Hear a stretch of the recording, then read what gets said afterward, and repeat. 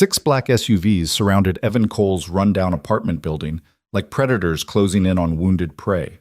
Just 24 hours ago, he was nobody, a janitor, a single dad barely scraping by. Then a bullet tore through his shoulder as he shielded a billionaire's son from a gunman's rage. Now the world wanted answers. Was he a hero or a con artist playing the long game? "You're safe, kid," he'd whispered through the pain, not knowing those three words would either destroy or transform everything he'd built. Welcome to a story where sacrifice meets suspicion, where forgotten legacies resurface, and where one man's split-second decision exposes truths buried for decades. Stick with me until the end and drop a comment about where you're watching from. I'd love to know how far this story travels. The September rain came down in sheets that Tuesday night, turning the parking lot behind the Regal Cinema into a mirror of broken light. Evan Cole pulled his threadbare jacket tighter around his shoulders, his work boots splashing through puddles as he guided his 8-year-old daughter Mia toward their beat-up Honda Civic. The movie, some animated thing about talking dogs that Mia had been begging to see for weeks, had cost him nearly a day's wages, but the joy on her face made every penny worth it. "Dad, did you see when the puppy learned to fly?" Mia bounced beside him, her worn sneakers squeaking against the wet asphalt. "That was the best part." "Well, except for when he saved his friend. That was pretty cool, too." Evan smiled, exhaustion pulling at the corners of his eyes. He'd worked a double shift at Morrison Industries before picking Mia up from after-school care, but her enthusiasm was infectious. "Yeah, sweetheart. That puppy was pretty brave, wasn't he, Biao? The bravest," Mia declared, spreading her arms wide like wings. "Just like you when you fixed Mrs. Chen's ceiling last week. She said you were her hero." "Mrs. Chen exaggerates," Evan chuckled, fishing his keys from his pocket. The parking lot was nearly empty now, most families having cleared out after the earlier showing. Only a handful of cars remained their windows, fogged with condensation. 20 feet away, another pair moved through the rain, with decidedly more grace. Laura Sterling's Louboutin heels clicked precisely on the pavement, despite the water her designer trench coat repelling droplets like it had been engineered for the task, which at $3,000 it probably had. Her 7-year-old son Ethan walked beside her, sheltered under a golf umbrella that probably cost more than Evan's monthly rent. "Mother, the scientific inaccuracies in that film were astounding," Ethan said, his voice carrying the clipped precision of private tutors and prep schools. "Dogs lack the bone density required for flight, and the aerodynamics were completely— Sometimes, darling, we watch movies for fun, not for scientific accuracy." Laura interrupted gently, though her eyes were already on her phone scrolling through what looked like stock reports, even in the dim light. Evan had seen Laura Sterling before who hadn't. Her face graced magazine covers and business journals. She'd built her tech empire from nothing, or so the stories went. Now she was worth billions, lived in a mansion that overlooked the city, and apparently occasionally took her son to regular movie theaters, like some sort of social experiment. He deliberately looked away, focusing on getting Mia to the car. People like Laura Sterling existed in a different universe, one where problems were solved with wire transfers and lawyers, not duct tape and overtime. "Dad, I'm cold," Mia said, shivering despite her hand-me-down jacket. "Almost there, baby girl. I'll get the heat going as soon as—" The first shot cracked through the rain like thunder, but sharper, meaner. For a split second, nobody moved. The sound was so out of place in the mundane parking lot that Evan's brain struggled to process it.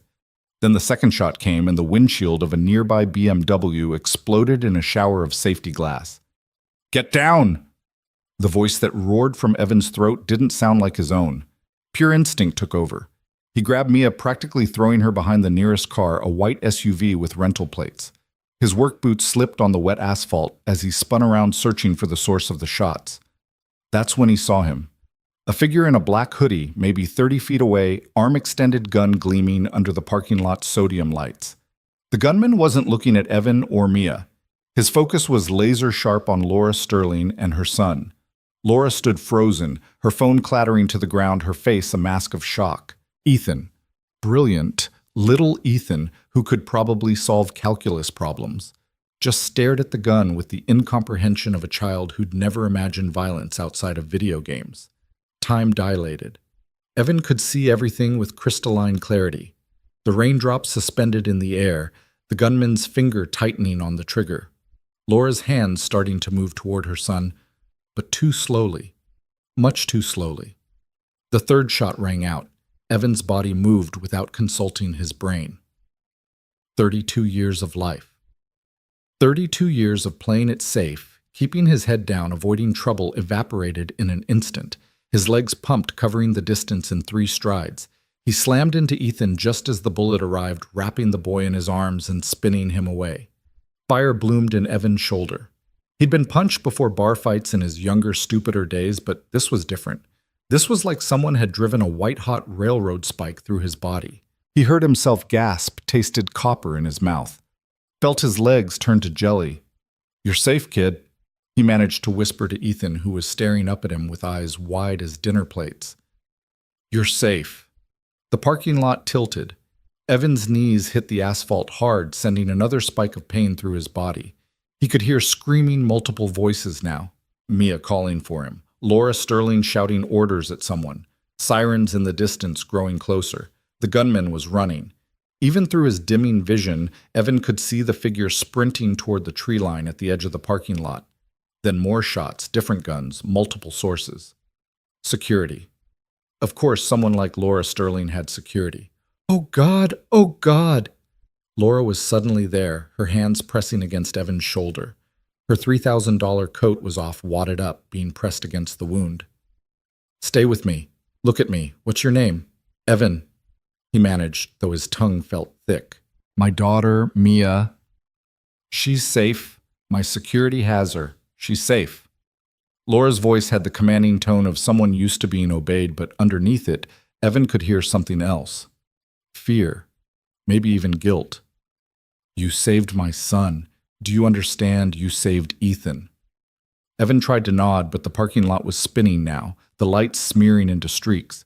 He could hear Mia crying, wanted to tell her it was okay, that Daddy was fine, but the words wouldn't come. What's his blood type? Someone new was talking, paramedic probably. When had the ambulance arrived? How would I know that? Laura's voice frustrated. Dad has O negative. Mia's voice cut through everything else. He gives blood every month at the church. He says it's important because O negative can help anybody. Of course she knew. His brilliant, beautiful daughter who memorized everything, who paid attention when he thought she wasn't listening. "Smart girl," the paramedic said. "Okay, we're moving him now. On 3. The world exploded in pain as they lifted him. Evan might have screamed, he wasn't sure. Everything was fragmenting, breaking apart like a movie film burning in the projector. The last thing he saw before the darkness claimed him was Ethan Sterling's face, the boy's expression a mixture of terror and awe. Rain and tears streaming down his cheeks. The kid was holding something, a blue scarf, expensive looking, probably cashmere. He was pressing it against Evan's wound alongside his mother's coat, his small hands shaking but determined. "You're going to be okay," Ethan said. And for a moment, he didn't sound like a precocious 7-year-old at all. He sounded like someone who understood the weight of a promise. "You have to be okay." Then the ambulance doors slammed shut, and Evan's world compressed to the rhythm of sirens and the steady voice of the paramedic calling out his vital signs. He woke up in stages, like swimming up from the bottom of a deep pool. First came the sounds, the steady beep of monitors, the hiss of oxygen, the distant murmur of voices. Then the smells, antiseptic floor wax, that particular combination that screamed hospital to anyone who'd ever spent time in one. The pain came last, a dull throb in his shoulder that pulsed in time with his heartbeat. Not as bad as he'd expected, which meant drugs. Good drugs from the foggy feeling in his head. "Dad," Evan forced his eyes open. Mia was there, curled up in an uncomfortable-looking chair beside his bed, still wearing the same clothes from the movie theater. How long had he been out? "Hey, baby girl," he croaked. His throat felt like sandpaper. Mia's face crumpled with relief. She launched herself at him, then caught herself at the last second, settling for gripping his good hand with both of hers. "You scared me so bad. The doctors said you were going to be okay, but you wouldn't wake up, and I didn't know what to do, and shh, it's okay. I'm okay." Evan squeezed her hands, trying to assess the damage. His left shoulder was wrapped in enough bandages to supply a small army. Various tubes and wires connected him to the battalion of machines surrounding his bed. "How long was I out?" 14 hours, a new voice said from the doorway. Laura Sterling stood there looking nothing like the polished CEO from the magazine covers. Her hair was pulled back in a messy ponytail, her makeup long gone, and she was wearing what looked like yesterday's clothes. Beside her stood Ethan, clutching that same blue scarf from the parking lot. "Ms. Sterling," Evan said immediately, trying to sit up straighter and immediately regretting it as pain shot through his shoulder. "Please don't." She moved into the room with quick steps. "And it's Laura. I think after what you did, we can dispense with formalities." Anyone would have—" "No," Laura interrupted, her voice sharp. "They wouldn't have. My security team was 20 seconds away." 20 seconds. You had maybe 2 seconds to make a decision, and you chose to save a child you'd never met before. You chose to take a bullet for my son. Ethan stepped forward, still clutching the scarf. Up close, Evan could see it was indeed cashmere, probably worth more than everything in Evan's closet combined. There were bloodstains on it now, Evan's blood. "The trajectory," Ethan said in his too serious voice, "would have been center mass for me. Fatal with 93% probability given the distance and caliber. You altered the path by 47 degrees. The bullet entered your shoulder instead, missing major arteries by 2 centimeters. "Ethan's been doing the math," Laura said softly. "It's how he processes trauma. He's calculated every angle, every possibility. In none of them do things end well without your intervention." Evan looked at the boy, saw the shadows under his eyes, the way his small hands white-knuckled the scarf. "You doing okay, kid?" Ethan nodded, then shook his head, then nodded again. "I don't understand why you did it. We're strangers. From a cost-benefit analysis perspective, it makes no sense." "Ethan," Laura said warningly, but Evan raised his good hand. "It's okay." He looked at the boy, then at Mia, who was watching everything with her 2 wise eyes. "You want to know the truth? I didn't think about it. I saw a kid in danger and my body just moved. But if I had thought about it, if I'd had time to do your cost-benefit thing, I still would have done it." "Why?" Ethan whispered.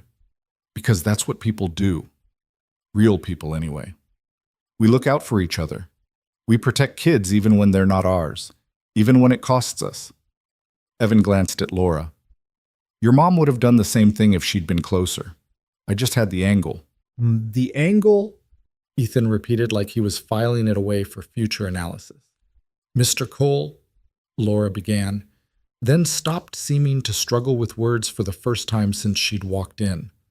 "I need you to know that all your medical expenses will be covered, everything, and I've arranged for—" "That's not necessary," Evan said quickly. "I didn't do it for money." "I know that."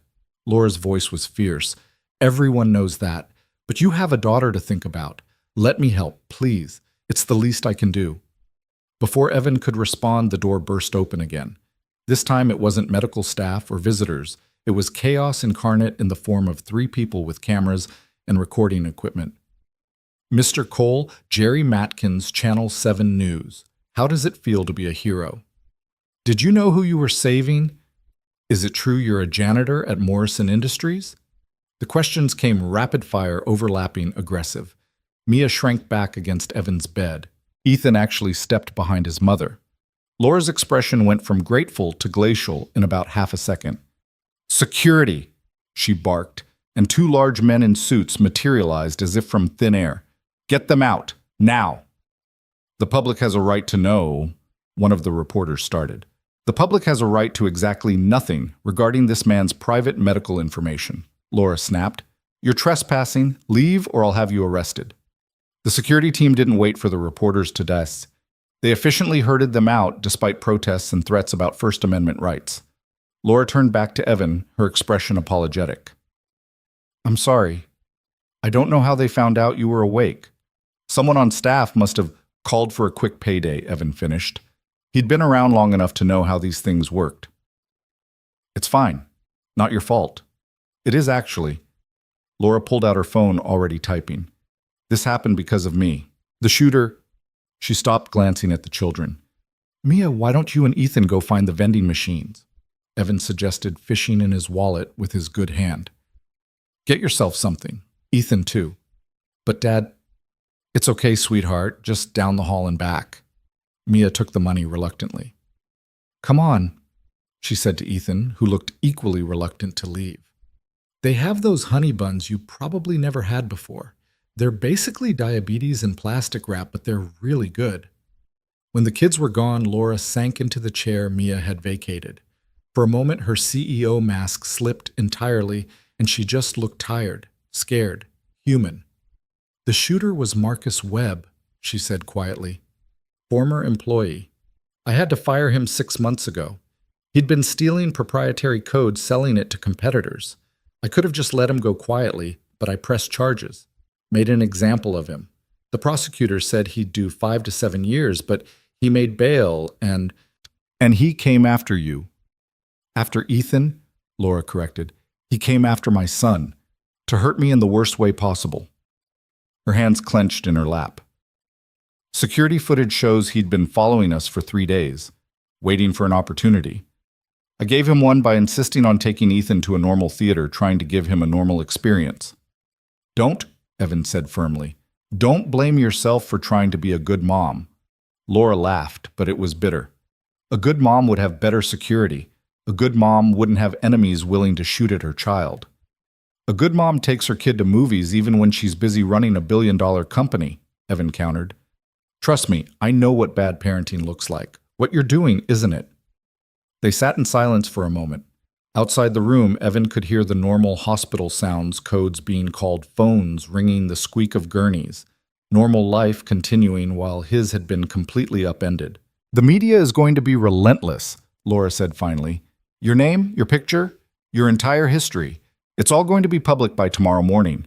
They'll dig into everything. Every parking ticket, every late payment, every moment of your life will be scrutinized. Evan thought about his modest apartment, his ancient car, his work locker at Morrison Industries where he kept his janitor's uniform. Not much to find. I'm pretty boring. That won't stop them from trying to make it interesting. They'll spin stories, create narratives. Hero or opportunist, they'll make you into whatever sells more papers. Why are you telling me this? Because I want to protect you, but I can only do so much. My lawyers can threaten, my PR team can try to control the narrative, but at the end of the day, she shrugged helplessly. You saved my son. The media smells blood in the water. As if to underscore her point, Evan's phone charging on the bedside table began buzzing incessantly. Text after text, call after call. He reached for it with his good hand, saw dozens of unknown numbers, messages from reporters, requests for interviews. How did they get my number? Someone always talks, Laura said grimly. A coworker, a neighbor, someone who knows someone. By tonight, they'll have interviewed everyone you've ever met. The thought made Evan's stomach turn. Not for himself, but for Mia. She didn't deserve this.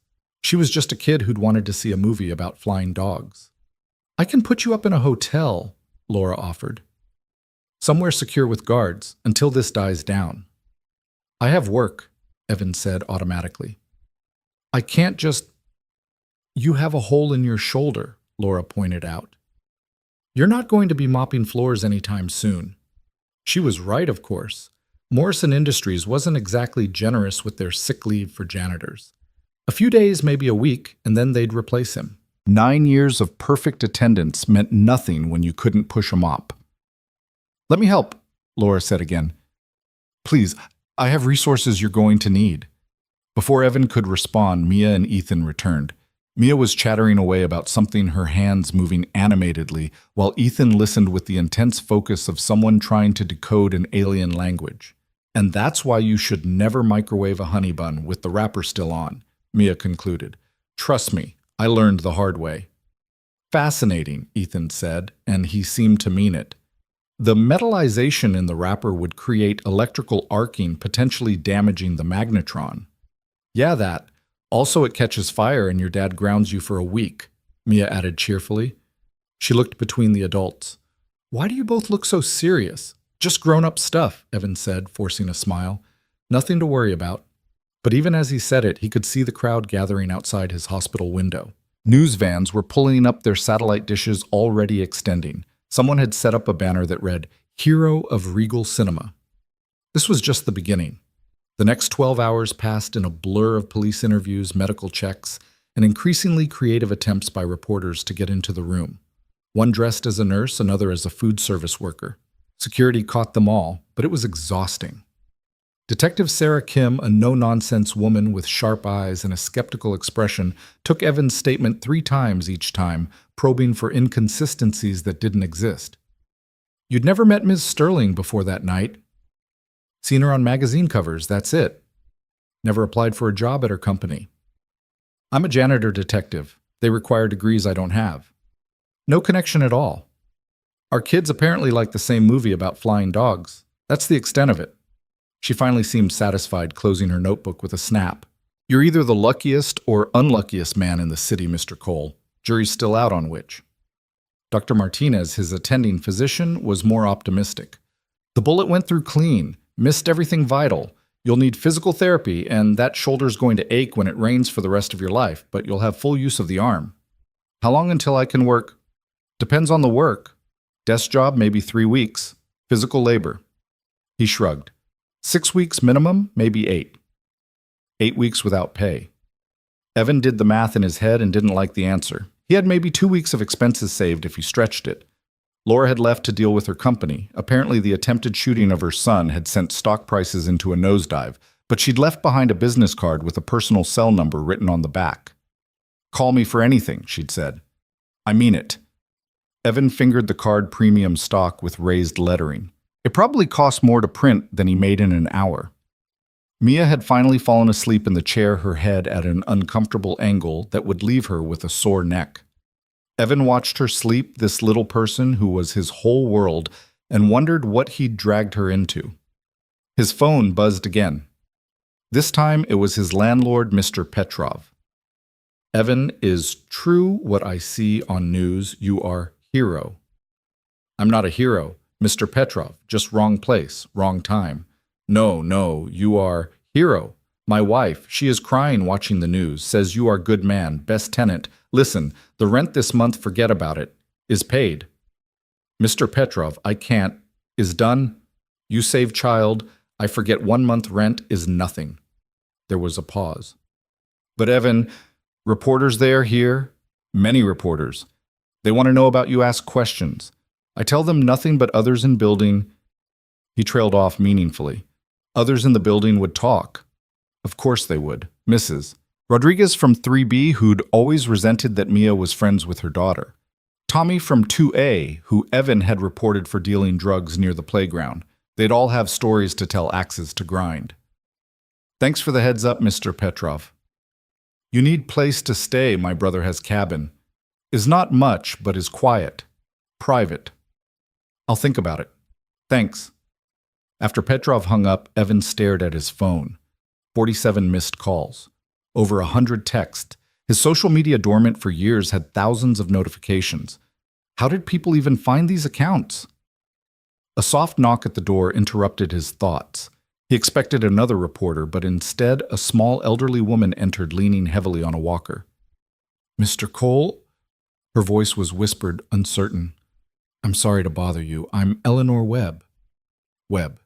The shooter's name was Webb. Evan tensed his good hand, moving instinctively toward the call button, but the woman raised a shaking hand. "Please, I'm Marcus's mother. I needed to see you." She was crying, Evan realized, silent tears streaming down lined cheeks. "Mrs. Webb, I don't think—" "He was a good boy once," she interrupted. "Before the anger, before the drugs, before all of it. He was a good boy who loved soccer and astronomy and—" She stopped, composing herself. "I'm not making excuses. What he did was unforgivable, but I needed you to know that I'm sorry. So very sorry." Evan didn't know what to say. "What did you say to the mother of someone who'd tried to kill a child?" "He called me," she continued, "after. He called me and said he'd done something terrible. Said he'd tried to hurt a little boy because he wanted that woman to suffer like he was suffering.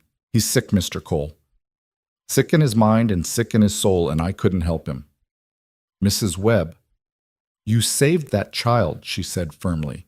But you also saved my son from becoming a child killer. He would have never come back from that. Never. So thank you. Thank you for your sacrifice. She turned to leave, then paused. The media, they'll try to make him into a monster. Maybe he is one. But monsters aren't born, Mr. Cole. They're made. Sometimes by their own choices, sometimes by things beyond anyone's control. Remember that when they come asking questions. She shuffled out, leaving Evan to process what had just happened. The mother of the man who'd shot him had come to thank him. The world had officially gone insane. By evening, the hospital had to establish a perimeter. The crowd outside had grown to hundreds, some supporters with signs calling him a hero. Others, how were there others, claiming it was all a publicity stunt. Police barriers went up. Security guards were posted. Evan watched it all from his window, Mia sleeping fitfully beside him. She'd refused to leave, and the nurses had taken pity bringing in a cot for her. But even in sleep she looked troubled, her face creased with worry. Quite a circus. Evan turned to find a man in an expensive suit standing in his doorway. Not a reporter, he had the kind of presence that suggested lawyer or worse, politician. I'm James Harrison, Ms. Sterling's head of security. He entered without invitation, his eyes scanning the room with professional assessment. I failed in my job last night. You did it for me. You weren't there. I should have been. That's the point. Harrison moved to the window, studying the crowd below. We've identified 3 credible threats against you in the last 6 hours. Threats against me, why? Because Marcus Webb has friends? Because some people think you're a fraud looking for a payout? Because the internet is a cesspool where anonymous cowards make threats for fun? He turned from the window. Ms. Sterling wants to move you and your daughter to a secure location. I haven't agreed to that. You haven't seen the threats. Harrison pulled out his phone, showed Evan a screenshot. The words made his blood run cold. They weren't threatening him, they were threatening Mia. Detailed, specific threats about what they'd do to a little girl whose father dared to play hero. Jesus, Evan breathed. These people probably won't do anything. 99% of online threats are just keyboard warriors venting. But that 1%? Harrison pocketed his phone. Can you afford to take that chance? Evan looked at Mia, still sleeping, still innocent of how ugly the world had become overnight. Where would we go? Ms. Sterling has a property in Westchester. Gated community, private security, excellent schools. I can't afford... You're not being asked to pay rent, Mr. Cole. You're being asked to keep your daughter safe while this situation resolves. The situation. Like it was a business problem to be managed, not a fundamental upheaval of their entire life. I need to think about it. Harrison placed a card on the bedside table. My direct line. When you're ready, and you will be ready, once you see tomorrow's news coverage, call me. He left as suddenly as he'd arrived. Evan picked up the card, plain white with just a phone number. No name, no title. The kind of card people carried when they did things that couldn't be publicized. The sun was setting, painting the hospital room in shades of orange and red. Somewhere out there, Marcus Webb was in custody, probably being interrogated. Laura Sterling was managing a corporate crisis. Ethan was trying to process trauma through mathematics. And Evan Cole, janitor, single father, nobody special, was lying in a hospital bed with a hole in his shoulder and his entire life splashed across the news. Mia stirred, her eyes fluttering open. Dad, right here, baby girl. Are we going to be okay? It was such a simple question with such a complicated answer. They were alive, that was something. But okay, Evan wasn't sure they'd ever be okay in the same way again. Yeah, he lied, pulling her close with his good arm. We're going to be fine. Outside, someone had started chanting his name. Others joined in. Evan, Evan, Evan. Like he was some kind of sports hero instead of a janitor who'd just reacted without thinking. His phone buzzed. Another text from an unknown number. This one just had 2 words, thank you. He was about to delete it when he noticed the sender had included a photo. It was Ethan Sterling asleep in what looked like a massive bed, still clutching that blue scarf. The kid looked peaceful for the first time since Evan had seen him. Maybe that made it worth it. Maybe saving one kid's life, giving him the chance to sleep peacefully again, was worth whatever came next. The chanting outside grew louder. News helicopters circled overhead. The circus, as Harrison had called it, was just getting started. Evan closed his eyes and tried to remember what life had been like just 24 hours ago. Simple, predictable, safe. That life was gone now, blown apart, as surely as if that bullet had found its mark. In its place was something new, something uncertain, something that would either destroy them or forge them into something stronger. Time would tell which. But as Mia curled against his good side, her breathing evening out into sleep, Evan made himself a promise. Whatever came next, whatever the media said, whatever threats emerged from the shadows, he would protect his daughter. He would keep her safe. Even if it meant accepting help from a billionaire, even if it meant leaving everything they knew behind, even if it meant becoming someone he never wanted to be, a public figure, a symbol, a hero. The words sat uneasily in his mind. Heroes were people who chose to run toward danger. He'd just been a father who saw a kid in trouble. The fact that the kid happened to be worth billions didn't change the fundamental equation. Or did it? The hospital room grew dark as evening became night. Outside, the crowd showed no signs of dispersing. If anything, it was growing, fed by social media and the 24-hour news cycle's insatiable hunger for content.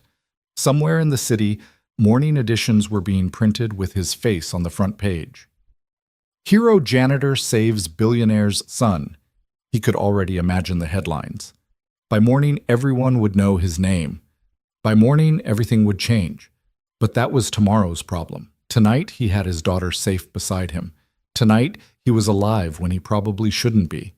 Tonight, a 7-year-old boy was sleeping peacefully because Evan Cole, nobody special, had made a split-second decision to be something more.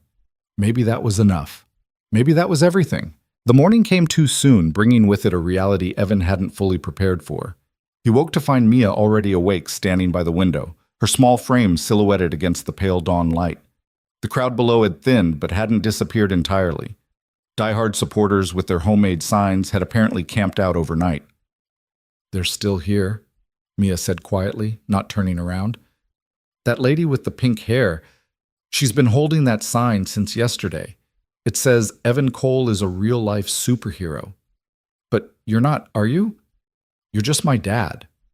The innocence in her voice, tinged with confusion, broke something in Evan's chest. He struggled to sit up, wincing as the movement pulled at his shoulder. "Come here, sweetheart." She padded over, crawling carefully onto the bed beside him. Up close, he could see she'd been crying. Her eyes were puffy, the pillowcase stained with dried tears. "I'm scared, Dad," she admitted in a whisper. "Everything's different now. Everyone's looking at us. At school, they're going to ask questions, and I don't know what to say." Before Evan could respond, his phone erupted with notifications. The morning news cycle had begun. Against his better judgment, he opened one of the news apps. His own face stared back at him, a driver's license photo from years ago when he'd been younger, less worn down by life. The headline read, "From Zero to Hero, the minimum wage worker who saved a billionaire's son." The article was worse than he'd imagined. They'd found everything. His bankruptcy filing from 5 years ago when Mia's mother had left them with medical debt. His work history, a string of manual labor jobs that painted a picture of someone going nowhere fast. They'd even interviewed his high school guidance counselor who remembered him as unremarkable but pleasant. Mr. Cole displayed no particular ambition or exceptional qualities during his time at Jefferson High, the counselor was quoted as saying. "It's surprising to see him in this situation." Surprising. Like saving a child's life was somehow out of character for someone who mopped floors for a living. Another article took a different angle. Questions arise about hero janitor's motives. This one quoted anonymous sources suggesting Evan had recognized Laura Sterling and saw an opportunity. They'd calculated how much similar heroes had received in rewards and settlements, implying he'd done the math in those split seconds before jumping in front of a bullet. "Dad, you're squeezing too hard," Mia said, and he realized he'd pulled her tight against his side, his good arm protective around her. "Sorry, baby." He loosened his grip but didn't let go. "We're going to get through this, okay, all of it." A knock at the door interrupted them. Dr. Martinez entered, followed by someone Evan didn't recognize, a woman in her 50s with steel gray hair and eyes that seemed to catalog everything in seconds. "Mr. Cole, this is Dr. Patricia Huang." Dr. Martinez said. She's our chief psychiatrist. Hospital protocol for traumatic incidents. I don't need a psychiatrist, Evan said automatically. Dr. Huang smiled, a practiced expression that didn't quite reach her eyes. It's standard procedure. A few questions, nothing invasive. Your daughter can stay if you'd prefer. She went through a checklist of questions about his mental state, his sleep, his appetite. Evan answered, mechanically aware that Mia was listening to every word. When she asked about previous trauma, he kept his answers vague. No need for Mia to hear about the darker parts of his past, the father who'd left when he was 10, the mother who'd drunk herself to death by the time he was 18. Have you experienced any feelings of regret about your actions? Dr. Huang asked. Regret? Evan looked at her incredulously. For saving a kid's life. Some people experience what we call hero's remorse, she explained. The consequences of their actions, the media attention, the disruption to their lives, can cause them to wish they'd acted differently. Evan thought about the threats Harrison had shown him, the articles painting him as either a saint or an opportunist, the crowd outside that showed no signs of going away. No, he said firmly. No regret. Dr. Huang made a note. And how do you feel about the shooter? I try not to think about him. But when you do? Evan was quiet for a moment. His mother came to see me yesterday. Said he was a good kid once. I guess I feel sorry for her. For him too, maybe. Angry, but sorry. That's a very evolved perspective, Mr. Cole. It's a practical one. Hating him doesn't fix my shoulder or make any of this go away. After a few more questions, Dr. Huang declared him mentally sound and left. Dr. Martinez checked his bandages, adjusted his medication, and mentioned something about discharge papers for tomorrow. Tomorrow. Evan would have to leave the relative safety of the hospital and face whatever waited outside. The thought made his stomach clench. His phone rang. The number was blocked, but he answered anyway. It could be Harrison or someone from Laura's team. Evan Cole? The voice was male, professional, unfamiliar. Who's this? My name is Richard Blackwood. I'm a producer with Nightline News. We'd like to offer you an exclusive interview. Tell your side of the story. Not interested. We're prepared to offer $50,000 for an exclusive.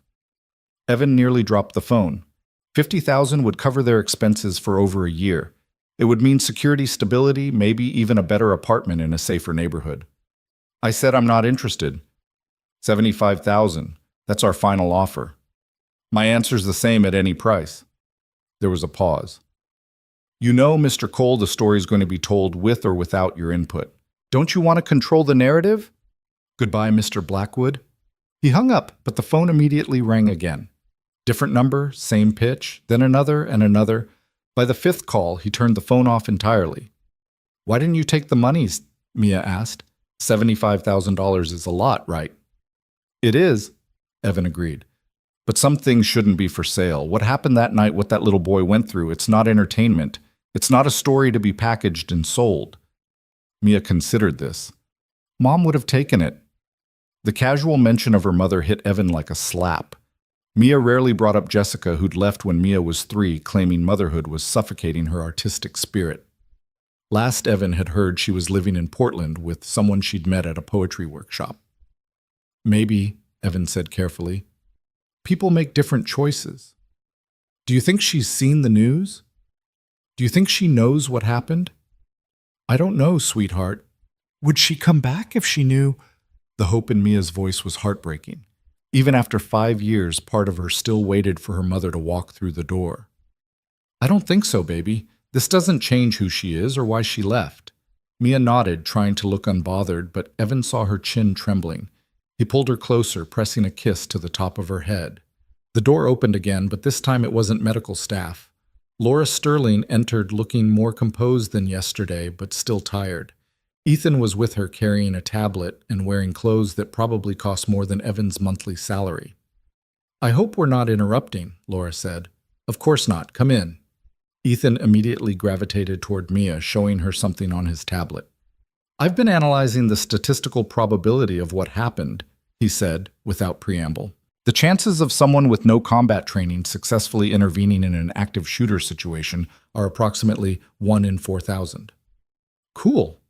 Mia said, though she clearly had no idea what to make of this information. It's not cool, Ethan corrected. It's statistically improbable, which makes your father either very lucky or very stupid. Ethan, Laura said sharply, what? Those are the only logical conclusions. He's not stupid, Mia said, her voice fierce. He saved you, didn't he? Yes, but... Then shut up about statistics and just say thank you. Ethan blinked, apparently not used to being told to shut up. Thank you, he said after a moment, then added, Your father's bravery quotient must be exceptionally high to override basic self-preservation instincts. Is that your way of calling him brave? Mia asked. I suppose it is. Then just say that. Geez, do you always talk like a computer? I talk like someone with a properly developed vocabulary. You talk like someone who needs more normal friends. Laura and Evan exchanged glances, both fighting smiles. Their children were bickering like they'd known each other for years instead of hours. Mr. Cole, Laura said, I need to discuss some developments with you. Children, why don't you go to the family lounge? Ethan show Mia that game you were playing earlier. The physics simulation. The fun one, Ethan, the one with the birds. After the kids left, Mia, practically dragging a reluctant Ethan, Laura's expression grew serious. The media situation has escalated. Someone leaked your address, your work schedule, even Mia's school information. What do you mean leaked? Posted it online. Social media forums everywhere. People are already gathering at your apartment building, at Morrison Industries. The principal at Mia's school called. They're requesting guidance on handling the situation. Evan felt the blood drain from his face.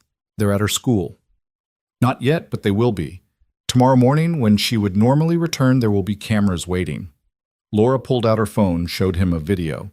His apartment building was surrounded by people, reporters, gawkers, some carrying signs supporting him, others condemning him for what they called a publicity stunt. This is insane, Evan breathed. It was I just pushed a kid out of the way. You saved my son's life, Laura corrected. And like it or not, that makes you part of our world now. The scrutiny, the judgment, the complete loss of privacy, this is what we deal with every day. I didn't ask for this. No, you didn't, which is why I want to help you navigate it. She pulled out a folder, placed it on his bed. I've had my lawyers draw up some paperwork, not charity, she added quickly, seeing his expression. A job offer. Evan opened the folder, his eyes widening at the numbers. Community safety advisor, I don't even know what that means. It means you'd help develop safety protocols for our facilities, review security plans, provide input based on your unique perspective. Laura's smile was wry. It's a real position with real responsibilities, not a handout. The salary reflects the value of keeping my son alive. The salary was more than he'd make in 5 years as a janitor. It included health insurance, a company car education fund for Mia, everything he'd ever wanted to provide for his daughter, but never could. This is too much, he said. It's not enough, Laura countered. But it's what I can offer without insulting you. Please, Mr. Cole, let me do this. Before he could respond, his phone, which he'd turned back on, exploded with alerts. Not calls this time, but news notifications, all with variations of the same headline, Hero Janitor's Dark Past Revealed. Evan's heart sank as he opened one of the articles. They'd found it. The thing he'd never told anyone, not even Mia. The reason he'd left Chicago 15 years ago. The incident at the warehouse where he'd worked security. The fire that had killed 3 people. The investigation that had cleared him of wrongdoing but left questions. He'd been 22 working night shifts to pay for community college. The fire had started in a section he was supposed to patrol, but he'd been in another part of the building helping a coworker who'd fallen and injured himself. The investigation had concluded the fire was arson, likely insurance fraud by the owner. Evan had been cleared, but the families of the victims had always wondered if he'd been where he was supposed to be. Could he have spotted the fire earlier? Could those 3 people have lived? They make it sound like I was negligent, Evan said, his voice hollow. Like I chose to let people die. Laura took the phone, read quickly. This is a hit piece. Someone's feeding them information, shaping a narrative. She looked at him sharply. Who knew about this? Nobody. I mean, it's public record, but I never told anyone here. I moved to New York to start fresh, get away from the guilt. The guilt from something that wasn't your fault? 3 people died. Maybe if I'd... Stop. Laura's voice was firm. I've read the report. I had my team pull everything the moment you became part of this story. You saved your coworker's life that night. The fire was deliberately set with accelerants. Even if you'd been in that section, you likely would have died too. You investigated me. I investigate everyone who comes near my son. Don't take it personally. She handed back his phone. The question is, who's pushing this story now and why? As if in answer, the phone rang. This time, the caller ID showed a name, Jessica Chen, Evan's ex-wife. He answered with trembling fingers. Jessica. Hello, Evan. Her voice was exactly as he remembered, cultured, slightly breathy with that hint of disappointment she'd perfected during their brief marriage. I see you've become famous. What do you want? To make sure our daughter is safe, of course. This situation you've created seems quite dangerous. The situation Jessica, I saved a child's life. And now our daughter is receiving death threats according to the news. Really, Evan was playing hero worth putting Mia at risk. Laura, who could apparently hear the conversation, held out her hand for the phone. Evan hesitated, then handed it over. Miss Chen? This is Laura Sterling. I'm going to speak plainly. Whatever angle you're working, whatever you think you can gain from this situation, stop. Now. I don't know who you think you are. I'm someone with very expensive lawyers and no patience for opportunists. You abandoned your daughter 5 years ago. You have no custody, no visitation rights, and no say in her welfare. If you attempt to insert yourself into this situation, if you speak to the media, if you so much as tweet about Evan or Mia, I will bury you in legal actions that will take years to resolve and cost more than you'll see in a lifetime. Are we clear? There was silence on the other end. Are we clear? Yes, Jessica said finally, her voice small. Good. Don't call again. Laura hung up and handed the phone back. She's already given 2 interviews to tabloids. My team is working on killing the stories. Evan stared at her. Why are you doing all this? Because you saved my son, Laura said simply, and because the media is trying to crucify you for it. The warehouse story, your ex-wife, next they'll probably find some kid you went to kindergarten with who remembers you eating paste. She stood smoothing her skirt. This is coordinated, Mr. Cole. Someone is actively working to destroy your reputation. But why? Who benefits from... Evan stopped the realization hitting him. Webb, the shooter. He has friends, supporters. They want to make me look bad so he looks better in comparison. That's one theory. Another is that someone wants to hurt me by destroying the man who saved my son. I have many enemies, Mr. Cole. Some of them would see this as an opportunity. The weight of it all pressed down on Evan like a physical thing. He was a pawn in games he didn't understand, played by people he'd never meet for stakes he couldn't fathom. I just wanted to take my daughter to a movie, he said quietly. I know. Laura's voice was surprisingly gentle. And I just wanted to give my son a normal evening. Neither of us got what we wanted, but we're here now. The question is what we do next. The door burst open, making them both jump. Mia ran in tears streaming down her face, Ethan right behind her, looking stricken. Dad, they're saying terrible things. Mia held out Ethan's tablet. They're saying you let people die. They're saying Mom's coming to take me away. They're saying, hey, come here. Evan pulled her against him, ignoring the pain in his shoulder. It's okay. None of that's true, baby girl. But everyone's reading it. Everyone at school will think, I fixed it, Ethan interrupted. Everyone looked at him. He adjusted his glasses, looking slightly embarrassed. I created a counter-narrative algorithm. It's already propagating across social media platforms. You did what? Laura asked. I hacked into the primary news aggregators and adjusted their trending algorithms to prioritize positive stories about Mr. Cole. I also created approximately 3,000 bot accounts to flood comment sections with supportive messages and factual corrections to the false narratives. Ethan Sterling, you did not just admit to cybercrime in front of witnesses, Laura said, though she looked more impressed than angry. It's not crime if it's justice, Ethan said firmly. Mr. Cole saved me. The least I can do is save his reputation. You can't fight the entire internet, kid, Evan said. Watch me, Ethan replied with a determination that reminded Evan of the boy's mother. I've already traced the source of the warehouse story.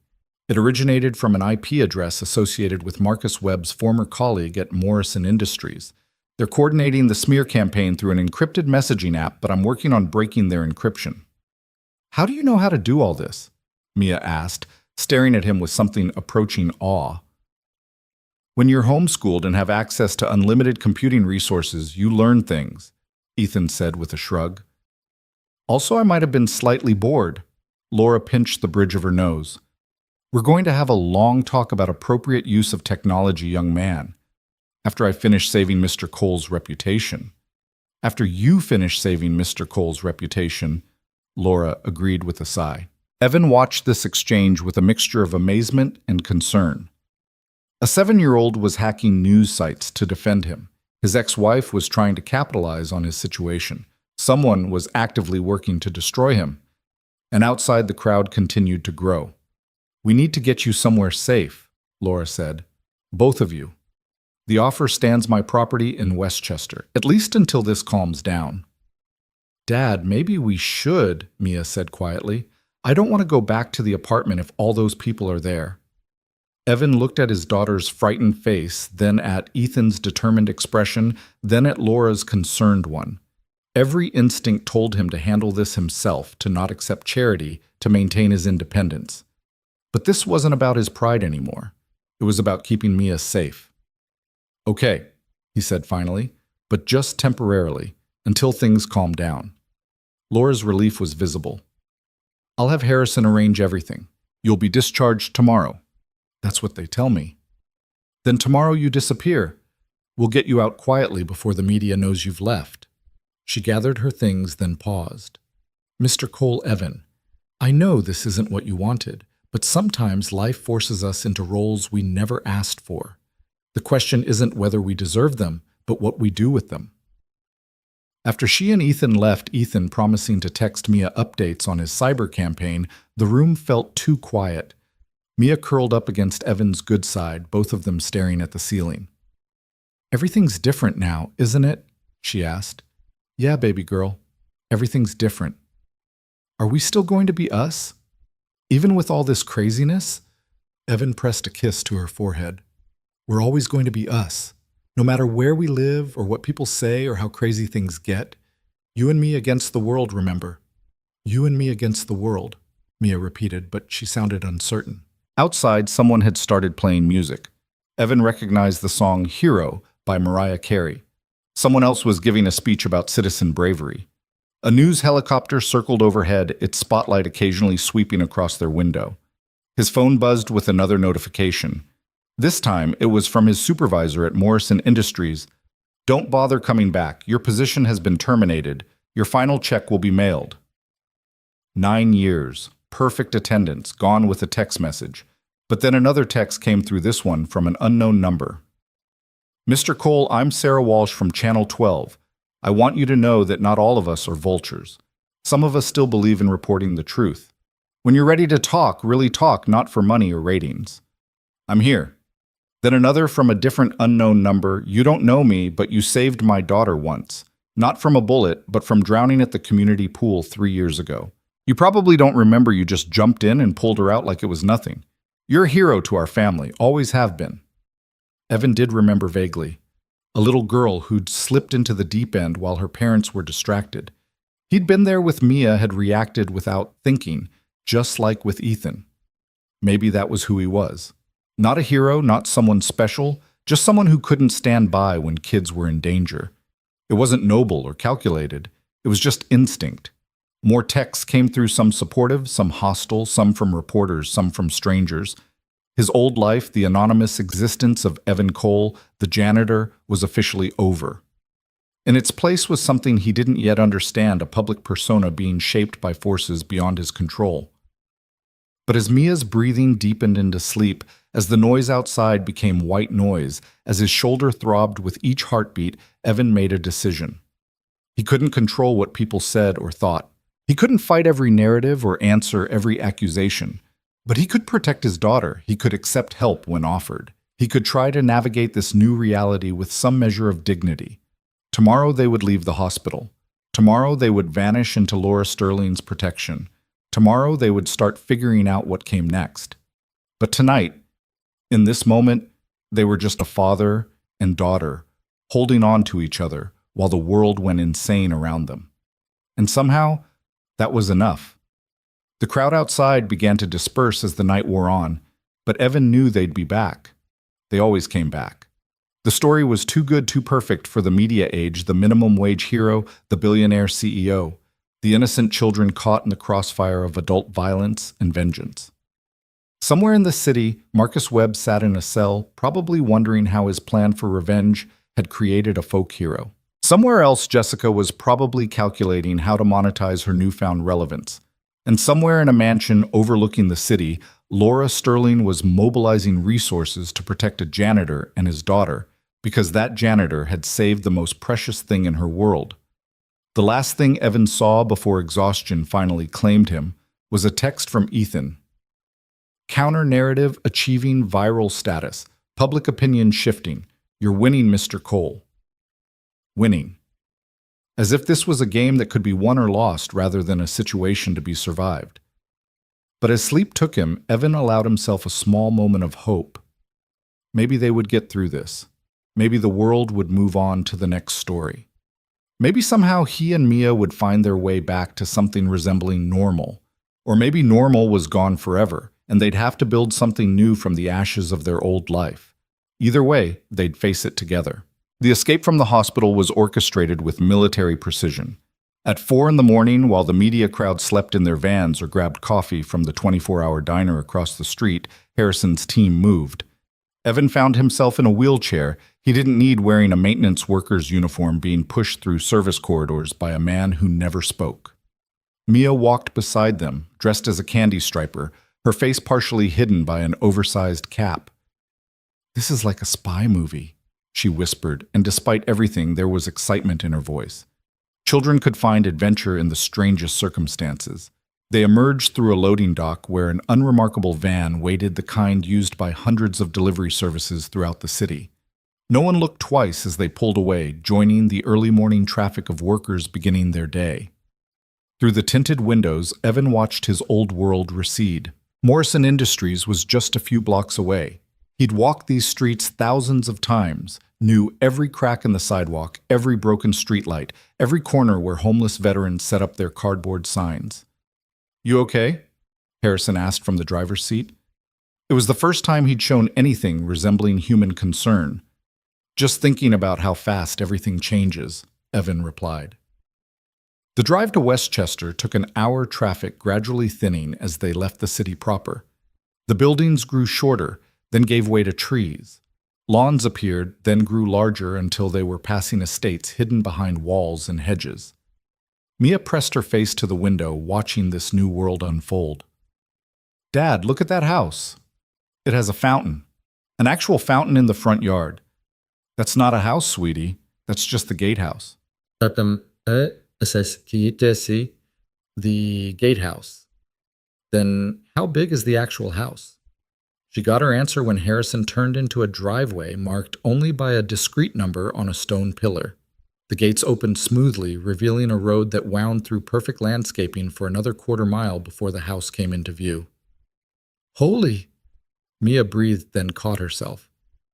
"I mean, wow!" It wasn't a mansion in the ostentatious sense. Laura Sterling had better taste than that. It was a colonial revival, all clean lines and perfect proportions, large enough to be impressive, but not so large as to be absurd. The kind of place that whispered money rather than shouting it. "This is the guest house," Harrison said, pulling up to a smaller structure, though smaller was relative. It was still twice the size of anywhere Evan had ever lived. "Ms. Sterling thought you'd be more comfortable with your own space." The interior was furnished in what Evan guessed was expensive simplicity. Everything was neutral colors and natural materials, comfortable without being casual. Mia ran from room to room, her footsteps echoing on hardwood floors. "Dad, there's 3 bedrooms and 2 bathrooms, And the kitchen has one of those fridges with the water in the door. Evan stood in the living room feeling profoundly out of place. His work boots, the only shoes he'd had at the hospital, seemed wrong against the Persian rug. His clothes, the same ones from the shooting with the addition of the maintenance uniform shirt, felt like a costume. "There's clothing in the master bedroom," Harrison said, reading his discomfort. "We guessed its sizes. Food in the kitchen. The main house is a 5-minute walk through the gardens. Ms. Sterling would like to see you for dinner at 7. "This is too much," Evan said. "This is necessary," Harrison corrected. "Your apartment building is still surrounded. Mia's school has had to hire additional security. 3 different people have tried to break into your actual apartment claiming they wanted souvenirs." He pulled out his phone, showed Evan a photo. Someone had spray-painted "Hero" on his apartment door. Someone else had written "Fraud" over it. "The world has lost its mind," Evan muttered. "The world was always insane. You just weren't famous enough to notice." Harrison headed for the door, then paused. "Some advice: don't fight this. Don't try to go back to what was. That life is over. The sooner you accept that, the easier this transition will be." After he left, Evan found Mia in what she'd already claimed as her room, bouncing on a bed that looked like it cost more than his car. "Can you believe this place?" she asked. "It's like we're different people." "We're not different people," Evan said firmly, sitting on the edge of the bed. "We're the same people in a different place, that's all." "But for how long Ms. Sterling can't let us live here forever?" It was a good question, one Evan didn't have an answer for. He was saved from trying by his phone ringing. The number was unfamiliar, but he'd learned to answer everything it could be important. "Mr. Cole." "This is Father Miguel from St. Catherine's Community Center." Evan sat up straighter. Father Miguel had been a fixture in their neighborhood for 20 years, running programs for kids, food banks, for families in need. He was one of the good ones. "Father, how did you get this number?" "Your landlord, Mr. Petrov. He thought you should know what's happening here." The priest's voice was heavy. "The memorial has grown quite large." "Memorial?" "People have been leaving flowers, cards, toys for children. The spot where you were shot, someone's marked it. They're calling it sacred ground. That's ridiculous. Perhaps. But I'm not calling about that. I'm calling because someone else has been here. An old woman, Eleanor Webb. She's been sitting by the memorial for hours crying. She says she needs to tell you something about your grandfather." "My grandfather? He died when I was 3. I barely remember him." "She says she knew him, says there are things you need to know." "Mr. Cole, I wouldn't bother you with this, but she seems quite desperate, and given everything that's happened..." Evan looked at Mia, who was pretending not to listen while clearly hanging on every word. "Father, I can't come back to the city right now. It's not safe." "I understand, but perhaps I could bring her to you? She's quite elderly, no threat to anyone." It was probably nothing. Some confused old woman mixing up memories. But Eleanor Webb, the shooter's mother, had known something, had mentioned something about recognition in her eyes when she'd looked at him. "Okay," Evan said finally. "But not here. Somewhere public, safe. There's a diner in Yonkers. The Blue Moon. Could you meet us there in 2 hours?" Evan agreed and hung up. Mia was looking at him with curious eyes. "We're going to meet someone," he told her. "Someone who might have known your great-grandfather. I thought we were supposed to stay hidden." "We are, but some things are worth the risk." 2 hours later, they sat in a corner booth at the Blue Moon Diner, a place that had probably looked exactly the same since 1962. Father Miguel arrived first, his familiar face a comfort in this strange new reality. Behind him, moving slowly with a walker, came Eleanor Webb. She looked older than she had in the hospital, as if the past few days had aged her years. Her eyes, when they found Evan's face, filled with tears. "Oh my God," she whispered. "You look just like him." "Like who?" "Samuel Cole, your grandfather." She lowered herself into the booth with Father Miguel's help. "I was 17 when I met him. He worked at the factory with my father. Such a quiet man, but kind. Always kind." "Mrs. Webb, I appreciate." "Please let me finish. I need to tell this story. I've held it too long." She pulled out a photograph, yellow with age. It showed a man in work clothes standing in front of a brick building. The resemblance to Evan was unmistakable, the same jaw, the same eyes, the same way of holding himself slightly apart from the world. This was taken 6 months before the fire, Eleanor said. The Riverside factory fire. 43 children were trapped in the daycare on the 3rd floor. The stairs had collapsed. Everyone said it was hopeless. Evan had heard fragments of this story from his mother, but she'd always been vague about details lost in her own grief and bourbon. Your grandfather was walking past when it started. He wasn't even supposed to be there. He'd taken a different route to work because of construction. But when he heard those children screaming, Eleanor's voice broke. He didn't hesitate, ran straight into that building. The news said a man saved those kids, but they never released a name, Father Miguel said softly. The family requested privacy. Samuel made 13 trips, Eleanor continued. 13 trips up a ladder that was already burning through smoke so thick you couldn't see your hand. He saved 43 children, every single one. Then why? Evan started, then stopped. He knew why. His grandfather hadn't walked away from that building. The 14th trip, Eleanor whispered. He went back because he thought he heard another child. There wasn't one, all were accounted for, but he didn't know that. The floor collapsed when he was searching the last room. Mia, who had been silent until now, spoke up. He died trying to save someone who wasn't there. He died making sure no child was left behind, Eleanor corrected gently, just like your father made sure my son didn't succeed in his terrible plan. I don't understand, Evan said. Why didn't anyone know about this? Why keep it secret? Eleanor pulled out another photograph. This one was clearly newer, though still decades old. It showed a group of children all around 7 or 8 years old standing in front of a school. The 43 children he saved, she said. My daughter was one of them. She was at the daycare that day because I was working. She grew up, became a teacher, had a son. Marcus, my grandson. The one who... She stopped, unable to continue. Your daughter was one of the kids my grandfather saved. Evan asked, his mind reeling. Yes, and there's more. Eleanor pointed to another child in the photo, a girl with distinctive eyes and a determined expression even at that young age. That's Laura Sterling. Well, Laura Chen then. Her parents were immigrants, worked double shifts. She was at that daycare every day. The diner seemed to spin around Evan. He gripped the table, trying to process what he was hearing. Laura Sterling was one of the 43. She was the last one out.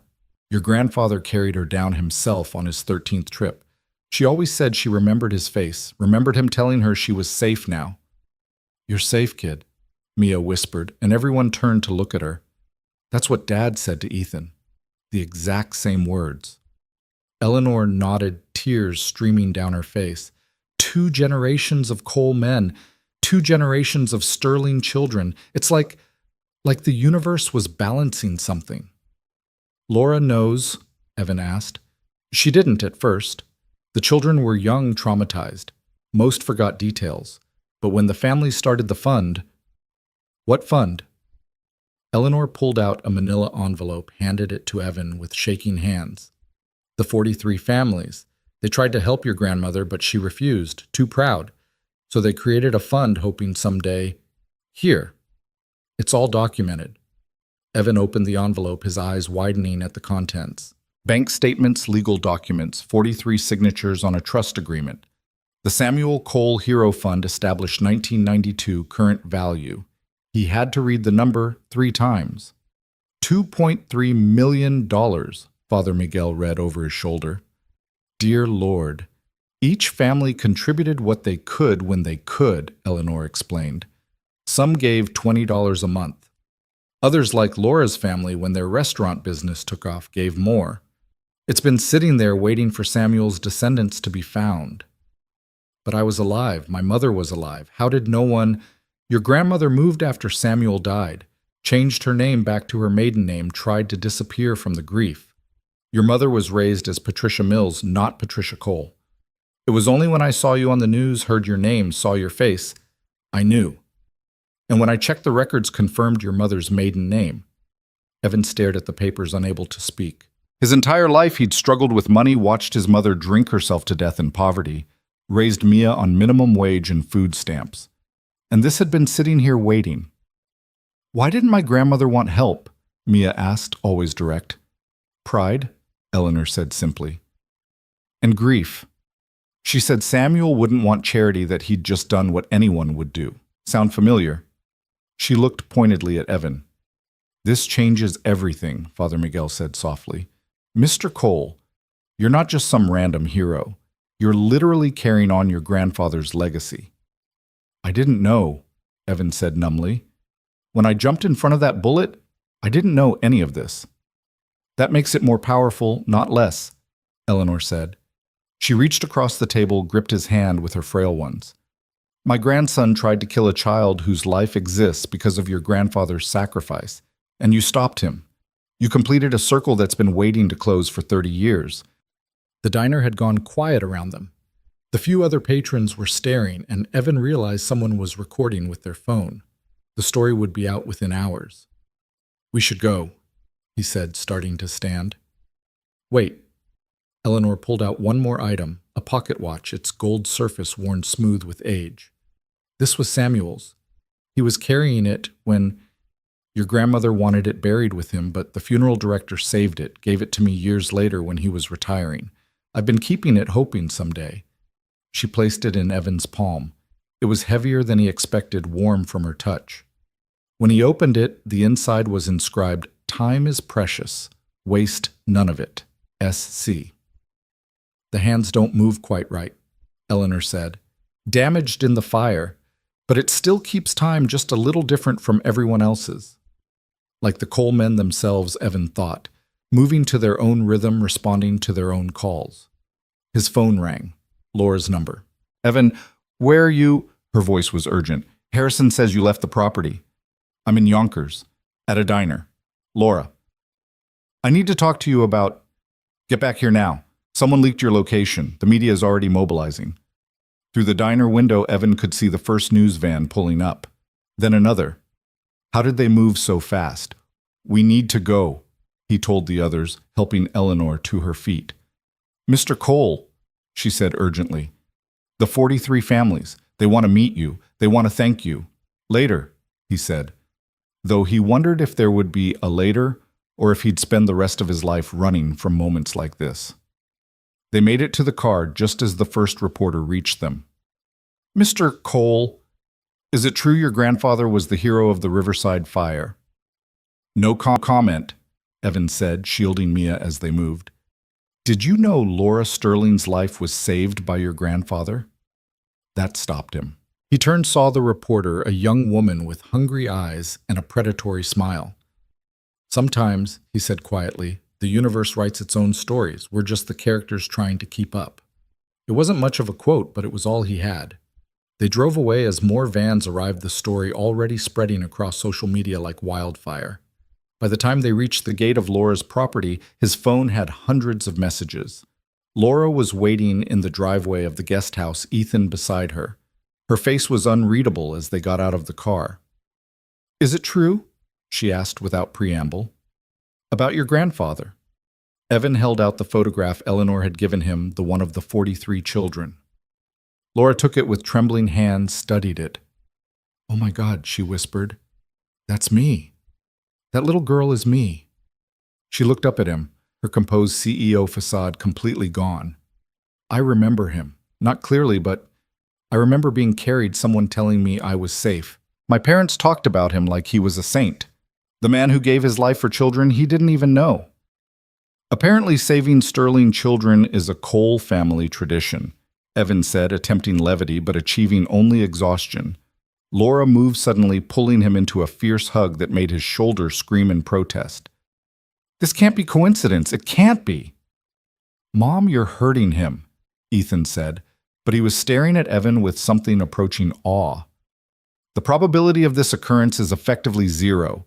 2 generations, same families, same sacrifice pattern. It's statistically impossible unless what? Mia asked. Unless there's something in the Cole genetic code, a predisposition toward heroic intervention, a literal hero gene. There's no such thing, Evan said. Isn't there? Laura pulled back, wiping her eyes. Your grandfather ran into a burning building for children he didn't know. You jumped in front of a bullet for a child you didn't know. That's not normal human behavior. That's something else. That's being a decent person when it counts, Evan said firmly. No, Laura said. I've met a lot of decent people. Most of them would have frozen, would have thought about their own safety, their own families. You didn't think. Neither did Samuel. That's not decency, that's programming. Before Evan could argue, Harrison appeared, his expression grim. We have a situation. The media has the story about Samuel Cole. It's everywhere, and he hesitated. What you? Laura demanded. The 43 families, they're organizing. They want a press conference. They want to publicly thank Mr. Cole to tell the full story. All of them doctors, teachers, a senator, CEOs. The children Samuel saved grew up to be quite accomplished. A senator? Evan asked weakly. Senator Patricia Kemp. She was 4 when your grandfather carried her out. She's flying in from Washington, says she owes her entire life to the Cole family. Evan sank onto the front steps of the guest house, his head in his hands. This was spiraling beyond anything he could have imagined. He just wanted to save a kid, that's all. A simple act that should have been a footnote in a police report. Instead, it had become something else entirely. Mia sat beside him, slipping her small hand into his. Dad, are you okay? I don't know, baby girl. This is all... It's too much. Great-grandpa would have felt the same way, she said wisely. But he did it anyway, and so did you. Laura knelt in front of them, her designer dress getting dirty on the gravel, but she didn't seem to care. Evan, I know this is overwhelming, but you need to understand something. Those 43 children didn't just survive, they thrived. They became doctors who saved lives, teachers who shaped minds, parents who raised the next generation. Your grandfather's sacrifice rippled out in ways he never could have imagined. And now, Evan asked, now it's happening again. Ethan will grow up. He'll run my company someday or build his own. He'll innovate, create, employ thousands. The children he has, the lives he touches, they all exist because of you, because of this. She gestured to his bandaged shoulder. I'm just a janitor, Evan said quietly. No, Laura said firmly. You were never just anything. You were Samuel Cole's grandson, carrying his DNA, his instincts, his inability to stand by when children were in danger. You were always meant for this moment. You're saying this was fate. I'm saying that sometimes the universe arranges things, puts people where they need to be when they need to be there. Your grandfather took a different route to work because of construction. You decided to take Mia to that specific showing of that specific movie. Marcus Webb chose that moment to act on his rage. All of these things had to align for you to be in position to save my son. And for your son to exist because my grandfather saved you, Mia added, showing she'd been following the complex web of connections. Ethan, who had been unusually quiet, suddenly spoke up. We need to control the narrative. Everyone looked at him. The media will sensationalize this, turn it into something mystical or ridiculous. We need to present it properly, a press conference but managed. The 43 families telling their stories, but in a way that honors both Samuel and Evan. Ethan's right, Laura said. If we don't control this, it will control us. Evan, I know you hate the spotlight, but I don't have a choice, he finished. I haven't had a choice since the moment I heard that first shot. You had a choice, Laura corrected. You chose to save my son. Everything else follows from that. Evan's phone rang. It was a number he didn't recognize, but when he answered, the voice was familiar. Mr. Cole, this is Senator Patricia Kemp. I believe we need to talk about your grandfather and about the future the 43 of us would like to build in his name. As Evan listened to the senator describe plans for the Samuel Cole Foundation for safety initiatives in schools, for turning his grandfather's sacrifice into a movement that could save thousands more children, he felt something shift inside him. This wasn't about him anymore. It had never been about him. It was about something larger, a legacy he'd inherited without knowing it, a responsibility that had been passed down through blood and circumstance. He looked at Mia, who was watching him with those wise eyes that seemed to understand everything. At Ethan, the brilliant boy whose life stretched ahead with infinite possibility. At Laura, who had been saved as a child and had grown up to save others through innovation and employment. The circle Eleanor Webb had talked about wasn't closing.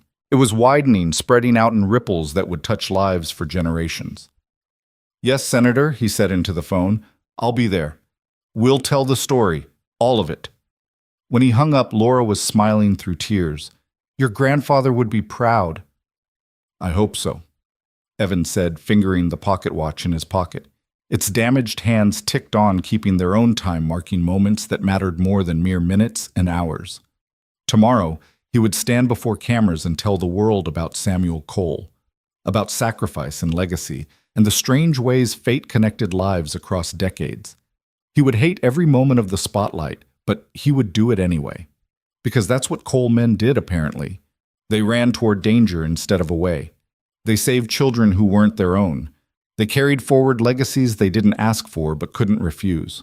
As the sun set over Westchester, painting the sky in shades of amber and rose, Evan held his daughter close and thought about circles and sacrifices, about grandfathers and grandsons, about bullets taken and fires entered. Somewhere in the city, 43 families were preparing to tell their stories.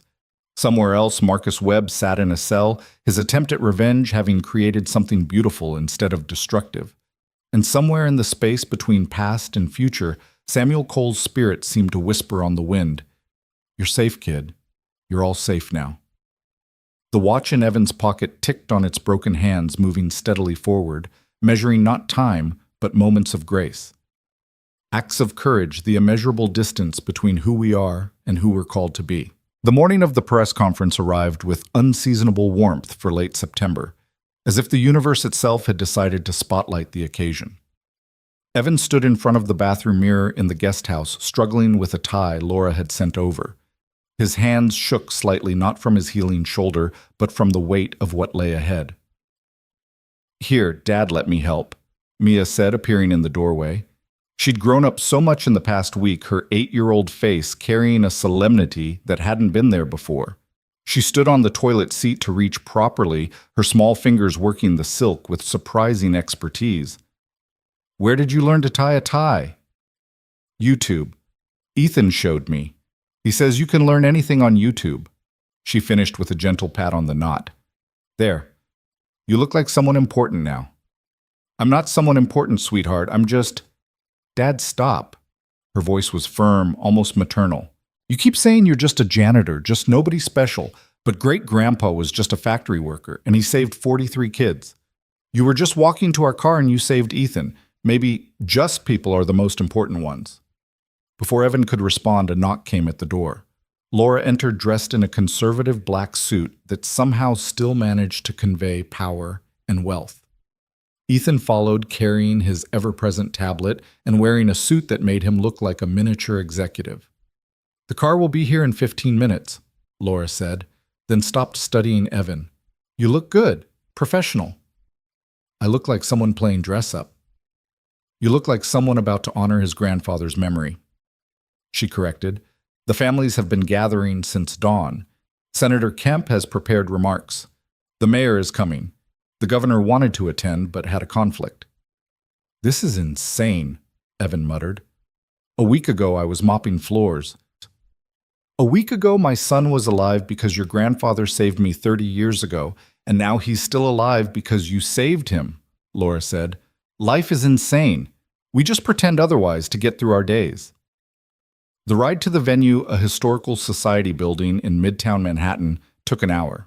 Evan watched the city pass by through tinted windows, this place he'd called home for 15 years but had never really belonged to. Now somehow he was about to become part of its history. "Mr. Cole," Ethan said, suddenly looking up from his tablet. "I've run facial recognition on all the photographs from 1992. I've identified all 43 children and tracked their current locations. 39 are still alive. 35 are attending today. What happened to the other 4? 2 died in military service, both heroes awarded posthumously. One died of cancer 3 years ago. She was a pediatric surgeon, saved hundreds of children herself. The last died in a car accident, but not before becoming a successful teacher and mother of 4. Lives lived because Samuel Cole had run into a burning building. Entire family trees that existed because one man couldn't stand to hear children screaming. I've also analyzed the economic impact, Ethan continued, because of course he had. The 43 survivors have collectively generated over $2 billion in economic activity, created over 3,000 jobs, and raised 127 children. The ripple effect of your grandfather's sacrifice is quantifiable and substantial. Ethan, honey, not everything needs to be reduced to numbers, Laura said gently. But numbers help make sense of things, Ethan protested. They prove that heroism has measurable value beyond the emotional component. Some things can't be measured, Evan said, thinking of the weight of the pocket watch in his jacket. Some things just are. They arrived to find the street blocked off police barriers holding back a crowd that had to number in the thousands. Signs were everywhere. Cole family heroes, saving lives across generations. Thank you, Samuel. Thank you, Evan. Someone had blown up the old photograph of Samuel Cole to poster size his steady gaze looking out at a world he'd never lived to see change. Jesus, Evan breathed.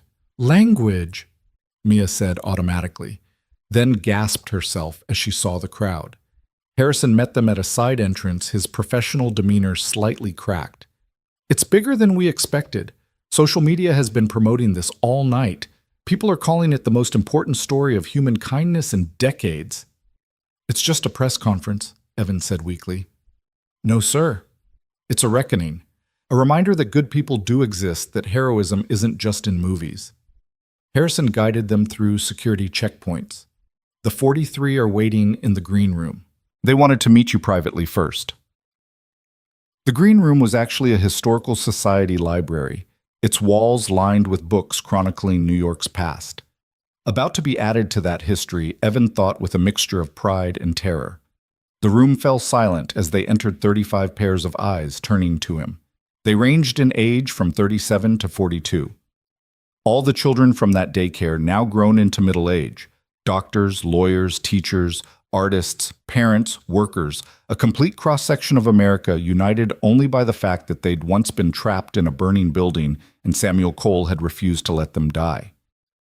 Senator Patricia Kemp stepped forward first. She was shorter than she appeared on television, with silver threading through dark hair and eyes that had seen too much of how government actually worked. Mr. Cole, she said, her voice thick with emotion. I was 4 years old. I remember the smoke, the heat, the absolute terror. And then these arms lifting me, this voice saying, I've got you, little one. You're going to be okay. Your grandfather's arms, your grandfather's voice. One by one, they came forward. Dr. James Chen, who ran a clinic in Chinatown providing free health care to immigrants. I became a doctor because someone I'd never met decided my life was worth saving. Maria Santos, a teacher in the Bronx. Every child I've taught, every life I've touched exists because Samuel Cole ran into that fire. Robert Anderson, a contractor who built affordable housing. I named my son Samuel. He's 15 now, wants to be a firefighter. The chain continues. They all had stories, memories, fragments of that day. Some remembered nothing but smoke and fear. Others had crystal clear images of Samuel's face, his calm voice cutting through their panic. Laura stood with them, no longer the billionaire CEO, but just another survivor, another life saved. We tried to find your family for 30 years, an older man said, Dr. William Foster, according to Ethan's whispered identification, a cancer researcher whose work had led to breakthrough treatments. We wanted to thank them, to help them to do something. Your grandmother vanished so completely we started to think Samuel Cole might have been a myth. She was grieving, Evan said, understanding his grandmother better now. She didn't want thanks for losing her husband. She just wanted him back. And now, Senator Kemp asked, what do you want? Evan looked at these successful, accomplished people all existing because his grandfather had been walking past a building at the right moment. I want to tell his story, and I want it to mean something. It already does, Laura said, but we're going to make it mean more. They moved to the main hall where hundreds of reporters waited. The stage had been set with 43 chairs for the survivors, a podium with multiple microphones, and a large screen showing the photograph of Samuel Cole. Evan found himself at the podium, his mouth dry, his hands gripping the edges hard enough to leave marks. The The crowd quieted, hundreds of faces turning toward him expectantly. Cameras clicked like mechanical rainfall. Someone coughed. A phone buzzed and was quickly silenced. I never knew my grandfather was a hero. Evan began, his voice rougher than he'd intended. He died when I was 3. My mother, lost in her own pain, rarely spoke of him. I grew up knowing only that he'd died young, that he'd been a good man, that I had his eyes. He pulled out the pocket watch, held it up. This was his. The hands don't work right anymore, damaged in the fire that killed him. But it still keeps time just differently from everyone else's. I think that's appropriate. Samuel Cole moved to his own time, responded to his own calling. The room was completely silent now, even the photographers pausing in their work. A week ago, I was nobody special. A janitor at Morrison Industries, a single father trying to make ends meet. Then I heard gunshots, saw a child in danger, and my body moved before my brain could tell it not to. I didn't know that child was Ethan Sterling. I didn't know his mother was Laura Sterling. I certainly didn't know she was one of the 43 children my grandfather had saved 30 years ago. Murmurs rippled through the crowd. This detail hadn't been widely reported yet. People keep calling me a hero, but I'm not. I'm just someone who couldn't watch a child get hurt. The real hero died 30 years ago thinking he heard one more child crying in a burning building. He was wrong, all 43 were safe, but he went back anyway because that's who he was. Someone who couldn't leave even the possibility of a child behind. Evan looked at the survivors, all watching him with tears streaming down their faces. These 43 people have lived extraordinary lives. They've saved others, built businesses, raised families, contributed to society in ways my grandfather never could have imagined. His 15 minutes of heroism created centuries of combined life, thousands of ripple effects, countless moments of grace. He paused, finding Mia in the crowd. She gave him a small thumbs up. I've been asked what I want, what I need, how people can help. The answer is simple. I want Samuel Cole's sacrifice to inspire others. I want people to understand that heroism isn't about superpowers or special training. It's about that moment when you have to choose between your safety and someone else's life, and you choose them. Senator Kemp stepped forward. Which is why we're announcing the Samuel Cole Foundation today. Funded initially by the 43 families but open to public contribution, it will provide training for civilian emergency response support for families of those who die saving others and education programs teaching children about everyday heroism. We're also announcing the Safe Haven Initiative, Laura added, taking another microphone. Inspired by Mr. Cole's words to my son, "You're safe, kid," it will create rapid response networks in communities training ordinary people to protect children in crisis situations. Every one of us has succeeded in life because Samuel Cole didn't hesitate, Dr. Chen said. Now we want to create a world where more people like him and his grandson are ready to act when moments of crisis arrive. Questions erupted from the reporters, a cacophony of voices seeking answers, angles, drama. But Evan found himself oddly calm now. The story was out. The truth was known. His grandfather was no longer a forgotten casualty, but a remembered hero. Mr. Cole, how does it feel to know your grandfather saved the woman whose son you would save 30 years later? It feels like the universe has a sense of poetry, Evan replied. Do you believe in fate? I believe in coincidences that are too perfect to be coincidences. What would you say to Marcus Webb, the shooter? Evan thought carefully. I'd say that violence creates nothing but pain.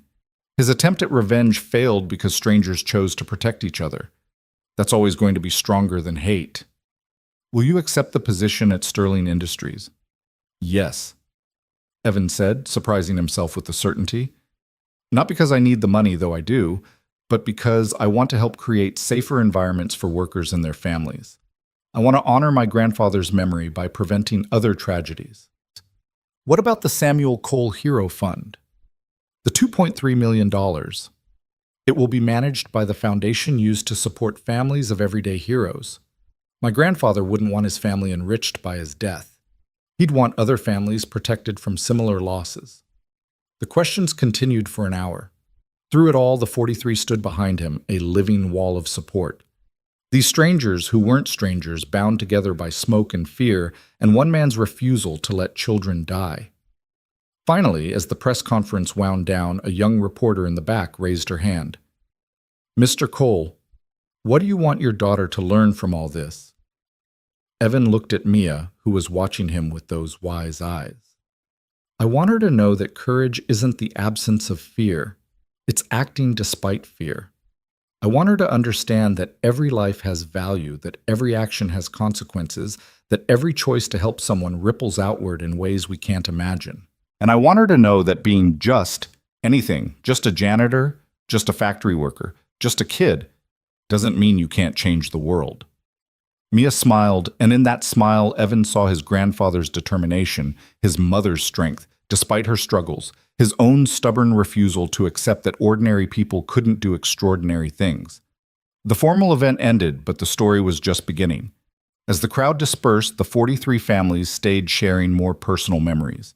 Children and grandchildren were introduced the second and third generation ripples of Samuel Cole's sacrifice.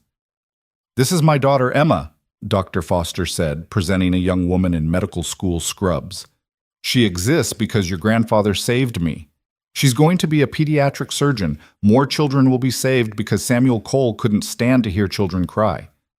The introductions continued, each one a testament to the power of a single moment's choice. By the time they finally left the Historical Society, the sun was setting again, painting the city in the same amber light as that night at the movie theater, though it felt like a lifetime ago. In the car returning to Westchester, Mia fell asleep against Evan's good shoulder. Ethan worked on his tablet designing what looked like a memorial website for Samuel Cole. Laura stared out the window, lost in thoughts of fate and fire and the strange ways lives interconnected. "You did good today," she said finally. "Your grandfather would be proud." "I hope so," Evan replied, feeling the weight of the pocket watch in his jacket. "I know so.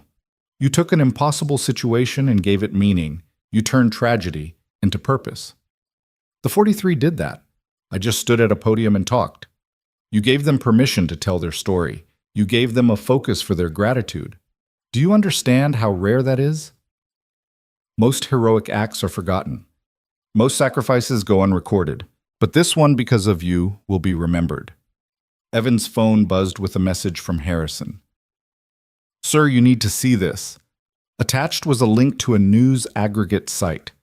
The story of Samuel Cole and the 43 had gone viral, not just nationally, but globally.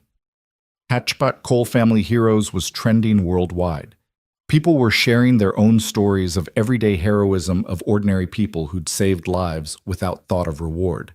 But more importantly, applications to become EMTs, firefighters, and emergency responders had spiked dramatically in the past 6 hours. Training programs were reporting unprecedented interest. The Samuel Cole Foundation website, hastily constructed by Ethan during the press conference, had already received over $3 million in donations. "My God," Laura breathed, looking at the data. "This is becoming a movement." "Movements need leaders," Evan said uncomfortably. "No, they need symbols. And whether you wanted it or not, you and your grandfather have become those symbols. 2 generations of Cole men who couldn't walk past danger without walking into it." As they pulled into the estate, Evan saw something that made his heart stop. The guest house was surrounded by softly glowing lights, candles, hundreds of them placed there by people who'd somehow found the location despite security. "Don't worry," Harrison said over the phone. "We screened everyone. They're locals mostly. They just wanted to pay respects, I suppose, to you and your grandfather." Among the candles were flowers, children's toys, handwritten notes. Evan picked up one at random. "My father was one of the 43. Thank you for giving me a chance to exist. Jennifer Chen, age 12. Another, I'm alive because my mom was in that daycare. She became a nurse and saved my dad's life during a heart attack. The chain of salvation continues. Michael Foster." And another, "I'm naming my son Samuel Evan. He'll know your family's story. He'll know that heroes are real. A grateful mother." Mia woke up, rubbing her eyes. "Dad, why are there so many candles?" "People are saying thank you," Evan told her. "To great-grandpa, to him, to us, to the idea that people can be good." She considered this. "That's a lot of thank yous." "Yeah, baby girl, it is." They stood there in the candlelight, four people brought together by violence but bound by something stronger. Tomorrow would bring new challenges. The media attention wouldn't stop. The threats from Marcus Webb's supporters would continue. The pressure to be perfect symbols of heroism would be crushing. But tonight, in the soft glow of 1,000 candles surrounded by the gratitude of strangers, Evan felt something he hadn't experienced in years: peace. Not the peace of endings, but of beginnings. Not the peace of rest, but of purpose, finally found. "Dad," Mia said quietly, "do you think Great-Grandpa knows about all of this?" Evan pulled out the pocket watch, its damaged hands still moving in their broken rhythm. "I think he knows that his sacrifice mattered, that the children he saved grew up to save others, that his grandson, well, that I tried to follow his example." "You didn't just try," Laura said firmly. "You succeeded." As they walked toward the guest house through the garden of lights, left by grateful strangers, Evan thought about time and legacy, about fathers and grandfathers, about the weight of heroism and the price of sacrifice. His shoulder still ached, would probably always ache, but it was a good pain, a reminder that he'd been in the right place at the right time and had made the right choice. Inside the house, they found more packages, more letters, more tributes to a factory worker who'd died 30 years ago, and the janitor who'd carried on his legacy without knowing it. Evan would read them all, eventually would respond to as many as he could, would try to be worthy of the admiration he hadn't sought. But first he tucked Mia into bed, this brave little girl who'd handled fame and danger with more grace than most adults could manage. "Are you happy, Dad?" she asked as he kissed her forehead. With how everything turned out? It was such a simple question with such a complex answer. Was he happy to have been shot? No. Happy to have lost his privacy, his simple life, his anonymity? Not really. But happy to have saved Ethan, to have discovered his grandfather's story, to have found purpose in what had seemed like random violence. "I'm grateful," he said finally. "Sometimes that's better than happy." "I love you, Dad, and I'm proud of you. And Great-Grandpa would be proud too." "I love you too, sweetheart, more than all the candles and letters and thank yous in the world." He left her door slightly open, the way she liked it, and walked to the living room where Laura and Ethan were still reviewing the flood of responses to the day's events. The Samuel Cole Foundation website had crashed from traffic. The Safe Haven Initiative had received endorsements from major corporations. The mayor had announced a Samuel Cole Day would be added to the city calendar. "It's too much," Evan said, sinking into a chair. "It's exactly enough," Laura countered. "Your grandfather's story was forgotten for 30 years. Now it never will be again. Children will learn about him in schools. His name will be on buildings, scholarships, safety programs. The Cole legacy is secure." "I never wanted a legacy. I just wanted to raise my daughter and live quietly." "And my parents just wanted to run a restaurant," Laura said. "Life had other plans. It usually does." Ethan looked up from his tablet. "Mr. Cole, I've created a digital archive of every story, every response, every tribute to your grandfather and you. It will be preserved indefinitely, accessible to future generations studying altruistic behavior and heroic intervention." "Thanks, Ethan, I think." "You're welcome. Also, I've calculated that based on current trending patterns, your story will remain in the news cycle for approximately 6 more days before something else captures public attention." "Thank God," Evan muttered. "However," Ethan continued, "the long-term impact will persist. The foundation, the safety programs, the changed lives, those will continue indefinitely." "No pressure," Evan said dryly. Laura laughed, the first genuine laugh he'd heard from her since the shooting. "Welcome to the burden of making a difference, Mr. Cole. It's heavy, but it's worth carrying." As the evening deepened into night, the candles outside slowly extinguished, the tribute bearers returning to their homes with their own stories of witnessing something meaningful. Evan stood at the window, watching the last lights fade, the pocket watch ticking its broken time in his hand. Somewhere in the city, the 43 were telling their children bedtime stories about the man who'd saved them. Somewhere else, people inspired by the Cole story were signing up to become first responders. And somewhere in a federal prison, Marcus Webb was perhaps contemplating how his act of intended evil had instead revealed the depth of human goodness. The watch ticked on its damaged mechanism, refusing to quit just as the coalmen had refused to walk away from danger. Time was precious, the inscription read. Waste none of it. Evan hadn't wasted it. Neither had his grandfather. They'd spent their time invested it in the most valuable currency of all other people's lives. Tomorrow would bring new challenges, new questions, new responsibilities. But tonight, in a house he didn't own wearing clothes that weren't really his, surrounded by a fame he'd never wanted, Evan Cole finally understood who he was. He wasn't just a janitor or just a hero or just a grandfather's legacy fulfilled. He was a link in a chain of human decency that stretched backward and forward through time, each link forged in moments of crisis when ordinary people chose to be extraordinary. The watch ticked on. The night deepened, and somewhere Samuel Cole's spirit rested easy, knowing his sacrifice had echoed through decades to save one more child, to inspire one more act of courage, to prove one more time that heroes didn't wear capes or carry shields. Sometimes they just carried mops and pocket watches, and the unshakable conviction that every life was worth saving. The new streetlights outside the guest house cast long shadows across the manicured lawn as Evan stood on the porch, unable to sleep despite the exhaustion that pulled at every muscle.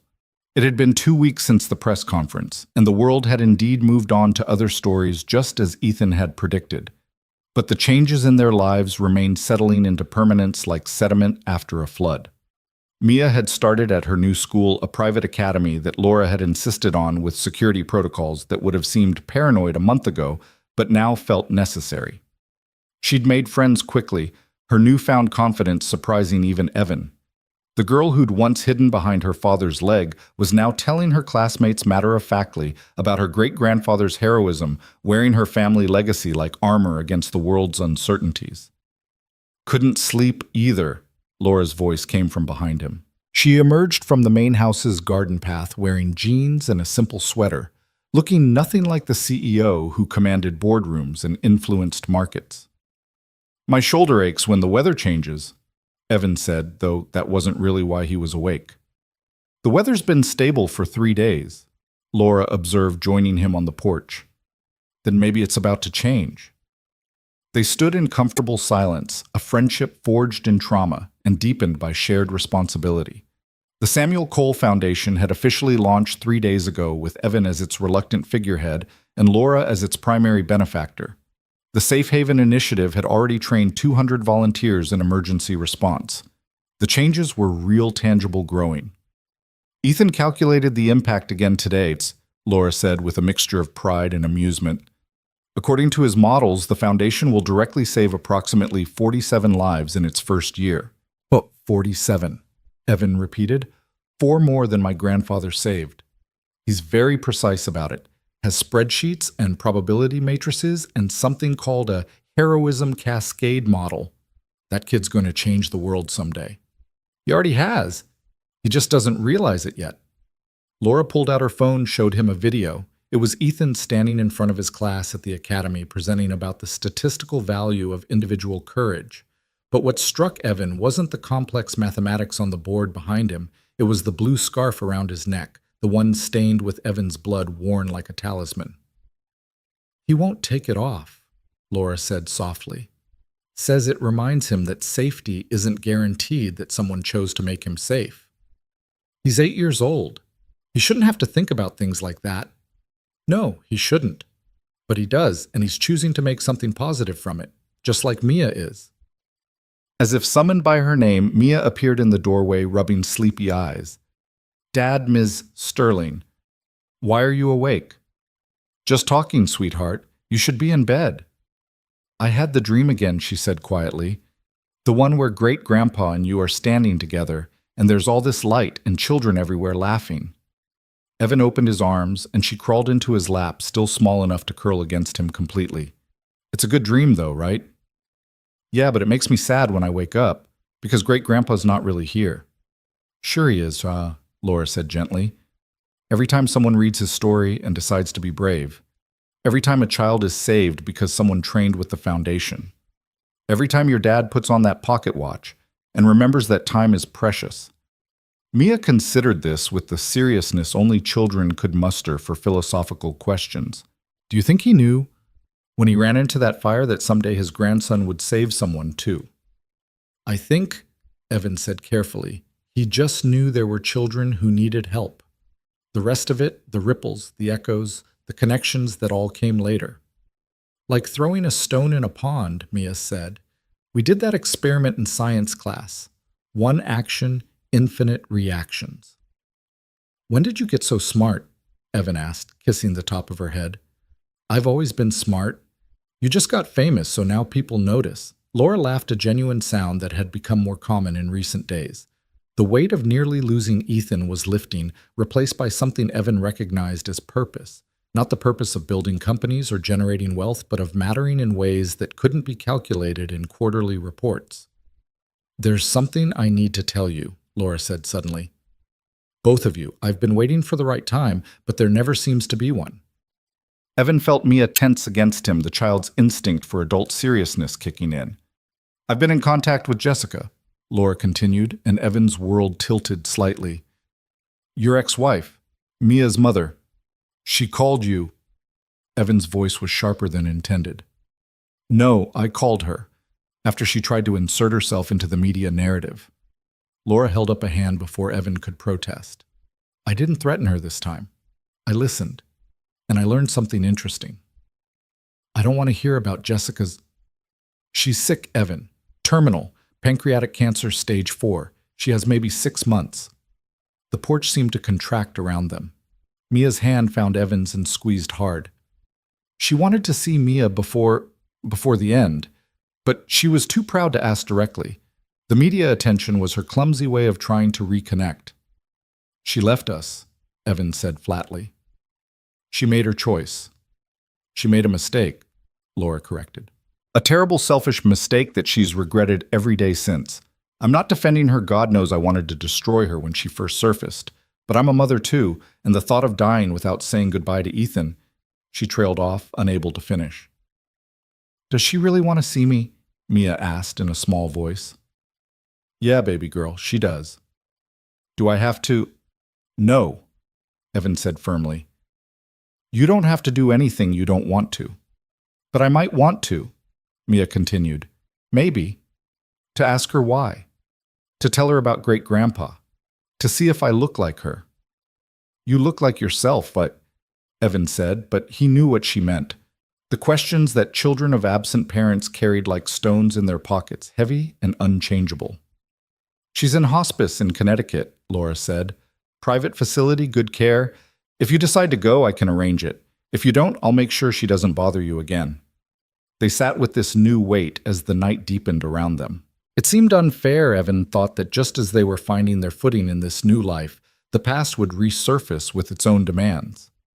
But then again, wasn't that what the past always did? Samuel Cole's past had erupted into their present. Now Jessica's past choices were demanding their own reckoning.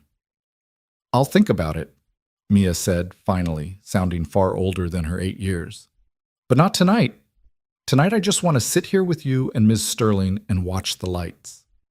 So they did, 3 people bound by circumstances they'd never asked for, watching the new streetlights that had been installed after the foundation designated this area a safe haven zone. The lights were brighter than standard, with emergency call buttons at their bases, part of the expanding network of protection inspired by one man's refusal to let children die. Mr. Cole? Ethan's voice came from the garden. He approached in pajamas and slippers, tablet clutched as always. I apologize for interrupting, but something significant is happening. Laura sighed. Ethan, it's midnight. Whatever it is can wait until Marcus Webb is dead. The words landed like physical blows. Evan instinctively pulled Mia closer, as if Webb could somehow still reach them from beyond death. How? Laura demanded. Suicide. In his cell. About an hour ago. It's not public yet, but I have monitoring algorithms on anything related to our situation. Ethan adjusted his glasses, a nervous tell he'd developed. He left a note. What did it say? Evan asked, though part of him didn't want to know. Ethan pulled up an image on his tablet, a photograph of a handwritten note, I wanted to hurt her like she hurt me. Instead, I created a hero and revealed a legend. I became the villain in a story about goodness. There's no coming back from that. To the Cole family, I'm sorry. Your grandfather saved my grandmother. You saved the boy. I destroyed myself. The circle closes here. His grandmother was one of the 43, Laura breathed. My God, his own grandmother was saved by Samuel. Eleanor Webb, Ethan confirmed. She was 7, one of the last ones out. Her daughter grew up to have Marcus. He knew at the end. He knew what he'd nearly destroyed. Evan felt something shift in his chest. Not forgiveness exactly, but a loosening of the anger he'd carried. Marcus Webb had been a man consumed by rage who'd let that rage drive him to an unforgivable act. But in his final moments, he'd understood the true weight of what he'd done, attempted to murder a child whose very existence was owed to the same man who'd saved his grandmother. The media will go crazy with this, Laura said practically. We need to prepare a statement. No, Evan said firmly. We say nothing. Let him have privacy and death that he didn't allow us in life. His mother doesn't need more pain. Dad's right, Mia said unexpectedly. Great-grandpa wouldn't want us to be mean about it. He saved Mr. Webb's grandmother. That has to count for something. Eleanor Webb. Evan remembered her frail hands, her tears, her gratitude mixed with shame. Tomorrow he would call her, offer condolences, see if there was anything she needed. It's what Samuel would have done, extended grace even to those who'd harmed him. I should check the security protocols. Harrison's voice came from the shadows. None of them had heard him approach, but then they never did. With Webb gone, his associates might scatter or might seek their own revenge. They won't, Ethan said with surprising confidence. I've been monitoring their communications. They're frightened. Webb's suicide note is being interpreted as an admission of wrongness. They're dissolving their networks, going dark. You've been monitoring terrorist communications, Laura asked sharply. Ethan Sterling, we've discussed appropriate use of technology. It's defensive monitoring only, Ethan protested, to protect Mr. Cole and Mia, and you, always you, Mother. The fierce protectiveness in the boy's voice reminded Evan that for all his brilliance, Ethan was still a child who'd watched someone try to kill him, who'd been saved by a stranger's sacrifice, who wore a blood-stained scarf because it made him feel safe. Thank you, Ethan, Evan said, for watching out for us. Ethan flushed, pleased. It's statistically optimal for group survival. Also, Mia is my friend. Mia perked up. Obviously, we share traumatic bonding educational environments, and you're the only person my age who doesn't treat me like I'm weird. You are weird, Mia said. But weird is good. Normal is boring. Children philosophizing at midnight, Laura said with fond exasperation. This is what my life has become. Better than board meetings, Evan suggested. Infinitely better. They migrated inside as the night grew cooler, settling in the living room of the guest house that had become more home to Evan and Mia than their apartment ever was. The space had been transformed over the past 2 weeks. Mia's drawings on the refrigerator, Evan's work materials for the foundation scattered on tables, photographs from the press conference framed on the mantel. Tell us about the new safety protocols, Mia asked Ethan, knowing it was his favorite topic. As the boy launched into an enthusiastic explanation of response times and coverage areas, Evan found himself thinking about circles the word Webb had used in his final note. Circles closing, opening, overlapping. Samuel's circle of salvation that had included Webb's grandmother. The circle of violence Webb had tried to create. The circle of protection now growing from the Foundation's work. His phone buzzed with a text from an unknown number. He almost ignored it. Unknown numbers rarely brought good news lately, but something made him look. Mr. Cole, this is James Chen. You don't know me, but my father is Dr. James Chen, one of the 43. I'm a teacher in Brooklyn, and today one of my students asked me about heroes. I told him about your grandfather, about you, about how heroism isn't a superpower, but a choice. That student, a kid everyone had written off as troubled, stayed after class to ask how he could train to help others. He wants to join the Safe Haven program. I thought you should know that your story is changing lives you'll never meet. Thank you. Evan read it twice, then passed the phone to Laura, who smiled as she read. This is why it matters, she said. Not the headlines or the fame, but this. One troubled kid deciding to be better because of your example. Samuel's example, Evan corrected. Both. The grandfather who ran into fire and the grandson who stepped in front of a bullet. 2 generations proving that ordinary people can do extraordinary things. 3 generations, Mia said firmly. I'm going to help people too. I don't know how yet, but I will. You already do, Ethan said. You helped me understand that friendship isn't about statistical compatibility, but about emotional resonance. I have no idea what that means, but thanks.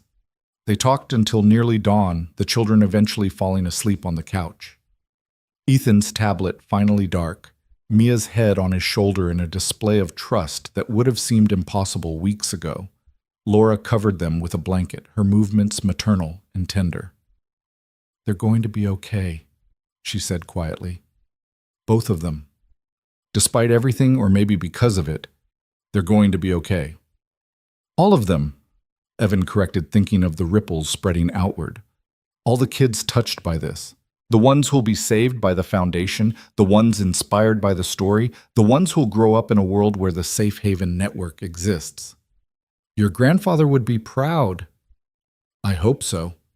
Evan pulled out the pocket watch, its damaged hands marking their own version of time. I really hope so. As the first light of dawn painted the sky, Evan made a decision. We'll go see Jessica, he said. Not for her, but for Mia, so she doesn't carry questions her whole life. I can arrange it for this afternoon if you'd like. Private, secure, controlled.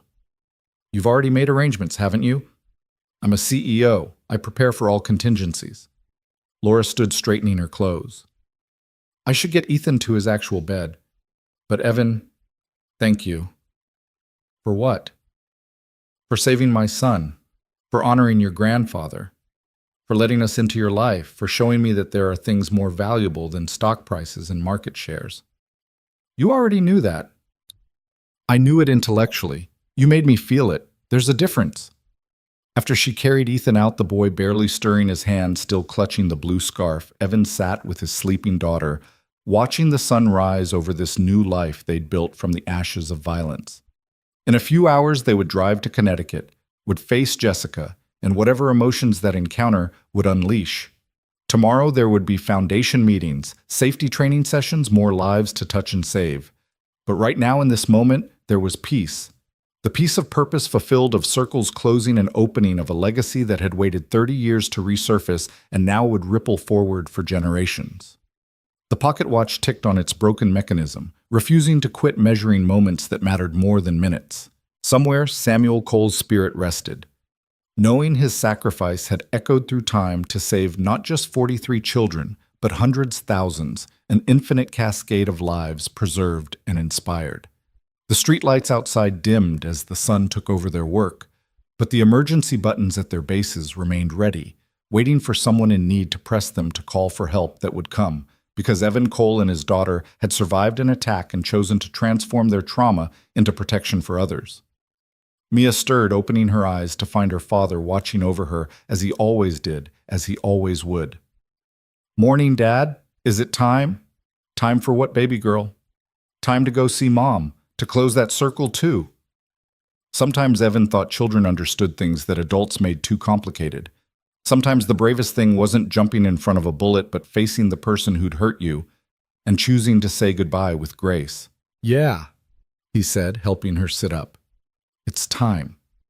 They drove to Connecticut in Laura's car, Harrison following at a discreet distance, the autumn foliage painting the world in shades of gold and amber.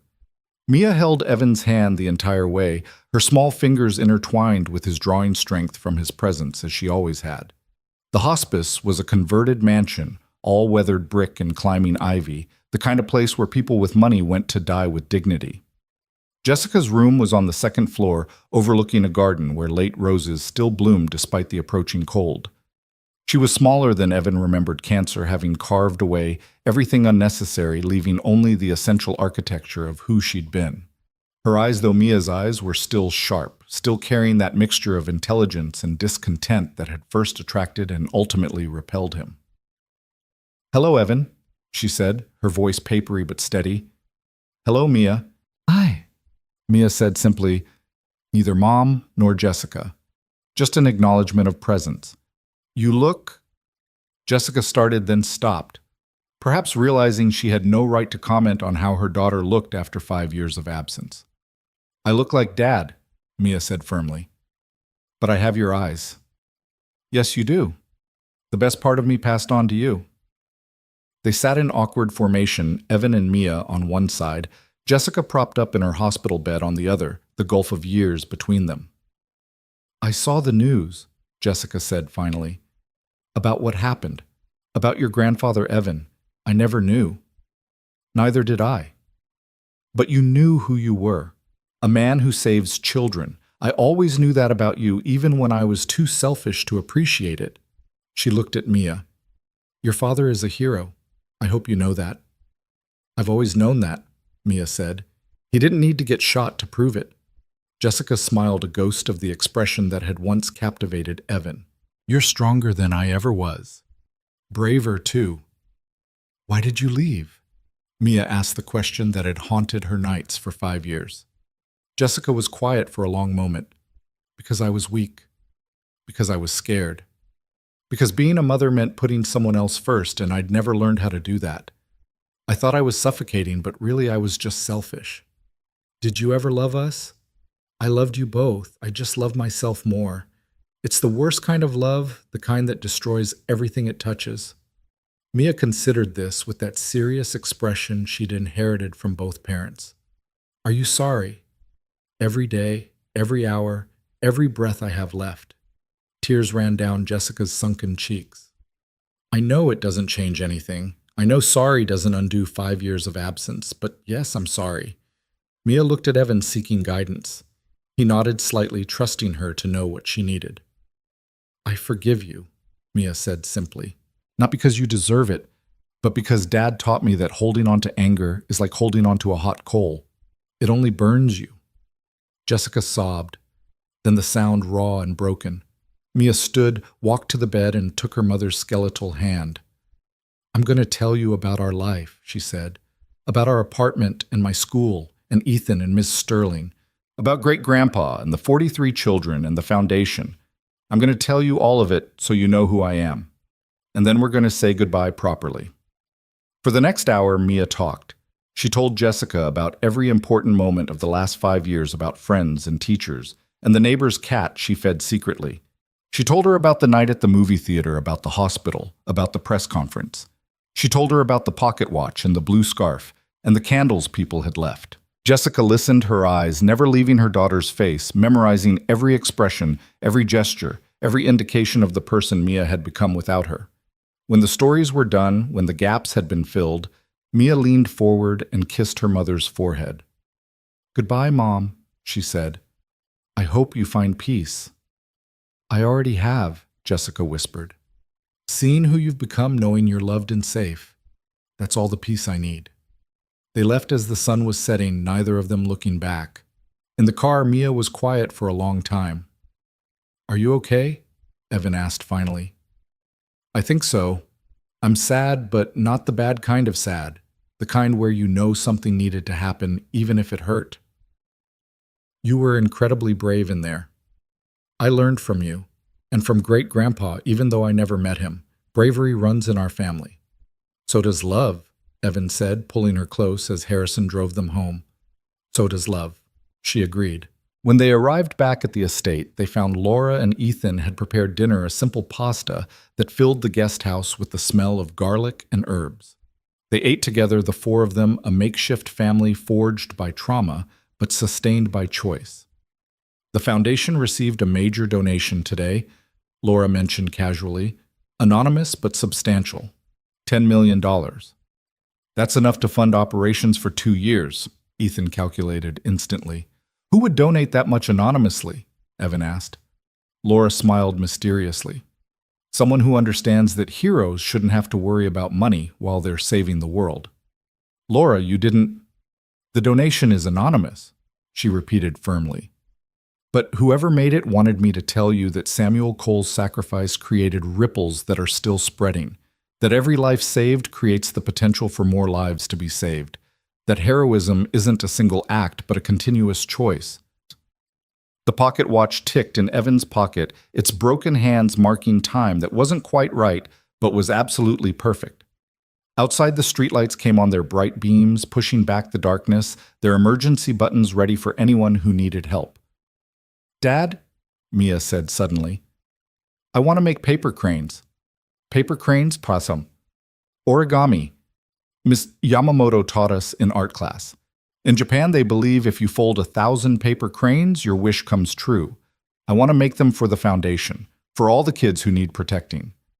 "That's a lot of cranes, sweetheart." "I've got time. We've got time." So as the evening deepened, Mia taught them all to fold paper cranes. Even Ethan put down his tablet to learn his precise fingers creating perfect birds while discussing the mathematics of paper folding. They made them from whatever paper they could find. Newspapers with their headlines about heroes, colorful origami paper Laura had Harrison fetch, even pages from Evan's notebook where he'd been writing down memories of his grandfather. As they folded, they talked about the future, the Foundation's expansion plans, the safe haven network that would eventually cover the entire city, the scholarship program being established in Samuel's name, the memorial being planned at the site of the old Riverside factory. "It's beautiful," Laura said, looking at the growing flock of paper birds. "All of it, from tragedy to this." "Great-grandpa would have liked it," Mia said confidently. Birds that could fly, made by hands that chose to create instead of destroy. By the time they stopped exhausted and paper cut, they'd made nearly 200 cranes. Mia strung them on thread, hanging them in the windows where they'd catch the morning light. 800 more to go, she announced. "But we'll get there. Together." Together. The word resonated in the room, a promise and a truth. They were together, this unlikely family, these survivors of violence who'd chosen to transform their pain into purpose. As Evan tucked Mia into bed that night, she pulled out a paper crane she'd kept separate from the others. It was made from a page of newspaper, the part with his picture from the hospital. "This one's special," she said. "It's for great-grandpa, so he knows we remember." Evan took the crane carefully, feeling its delicate weight. "We'll always remember. And we'll always help people. Even when it's scary, even when it hurts, because that's what we do." "That's what we do," Evan agreed, kissing her forehead. He left the crane on her nightstand where the moonlight through the window made it glow softly. Walking to his own room, Evan pulled out the pocket watch one more time. Its hands moved in their broken circle, never quite keeping proper time, but never stopping either. Tomorrow there would be meetings and plans, and the continuous work of building something meaningful from the foundation of sacrifice. Tomorrow Jessica would still be dying, and Marcus Webb would still be dead, and the world would still need heroes. But tonight there were paper cranes in the windows and children sleeping safely in their beds. Tonight the streetlights stood sentinel, and the emergency buttons waited ready. Tonight the ripples of Samuel Cole's sacrifice continued to spread, touching lives that would never know his name but would benefit from his courage. The watch ticked on, and Evan finally understood its broken rhythm. It wasn't measuring time as the world understood it, minutes and hours and days. It was measuring something else, something more precious. It was measuring moments of grace, acts of courage, the infinite distance between who we are and who we choose to become. "Time is precious," the inscription read. "Waste none of it." They hadn't wasted it. Not Samuel running into that fire. Not Evan jumping in front of that bullet. Not Mia forgiving a mother who didn't deserve it. Not any of the 43 living lives that honored their salvation. The legacy lived on not in monuments or headlines, but in the quiet determination to make the world safer, one saved child at a time. It lived in paper cranes and emergency buttons and training programs and scholarship funds, in the simple promise that when someone cried for help, someone else would answer. "You're safe, kid." The words echoed through time from grandfather to grandson, from one generation to the next, a promise that heroes were real, that courage was contagious, that every life saved created the potential for more lives to be saved. The circle hadn't closed. It had become infinite, rippling outward in waves that would never stop spreading, carried forward by everyone who heard the story and chose to be better, to be braver, to be the person who runs toward danger instead of away. Outside, one of the new streetlights flickered and then steadied its beam, cutting through darkness like hope itself. Somewhere in the city, a child was walking home safely because that light existed. Somewhere else, a volunteer was training to be a first responder because the Cole story had inspired them. And in the guest house of an estate in Westchester, a man with a bullet scar and a broken pocket watch finally fell asleep, knowing that his grandfather's sacrifice had not been in vain, that his own sacrifice had meaning, that his daughter would carry forward a legacy of courage that time could never erase. The watch ticked on through the night, its damaged hands moving in their eternal broken circle, measuring not time, but love, not minutes, but meaning, not the passage of days, but the accumulation of lives saved, protected, and inspired. The legacy lived on,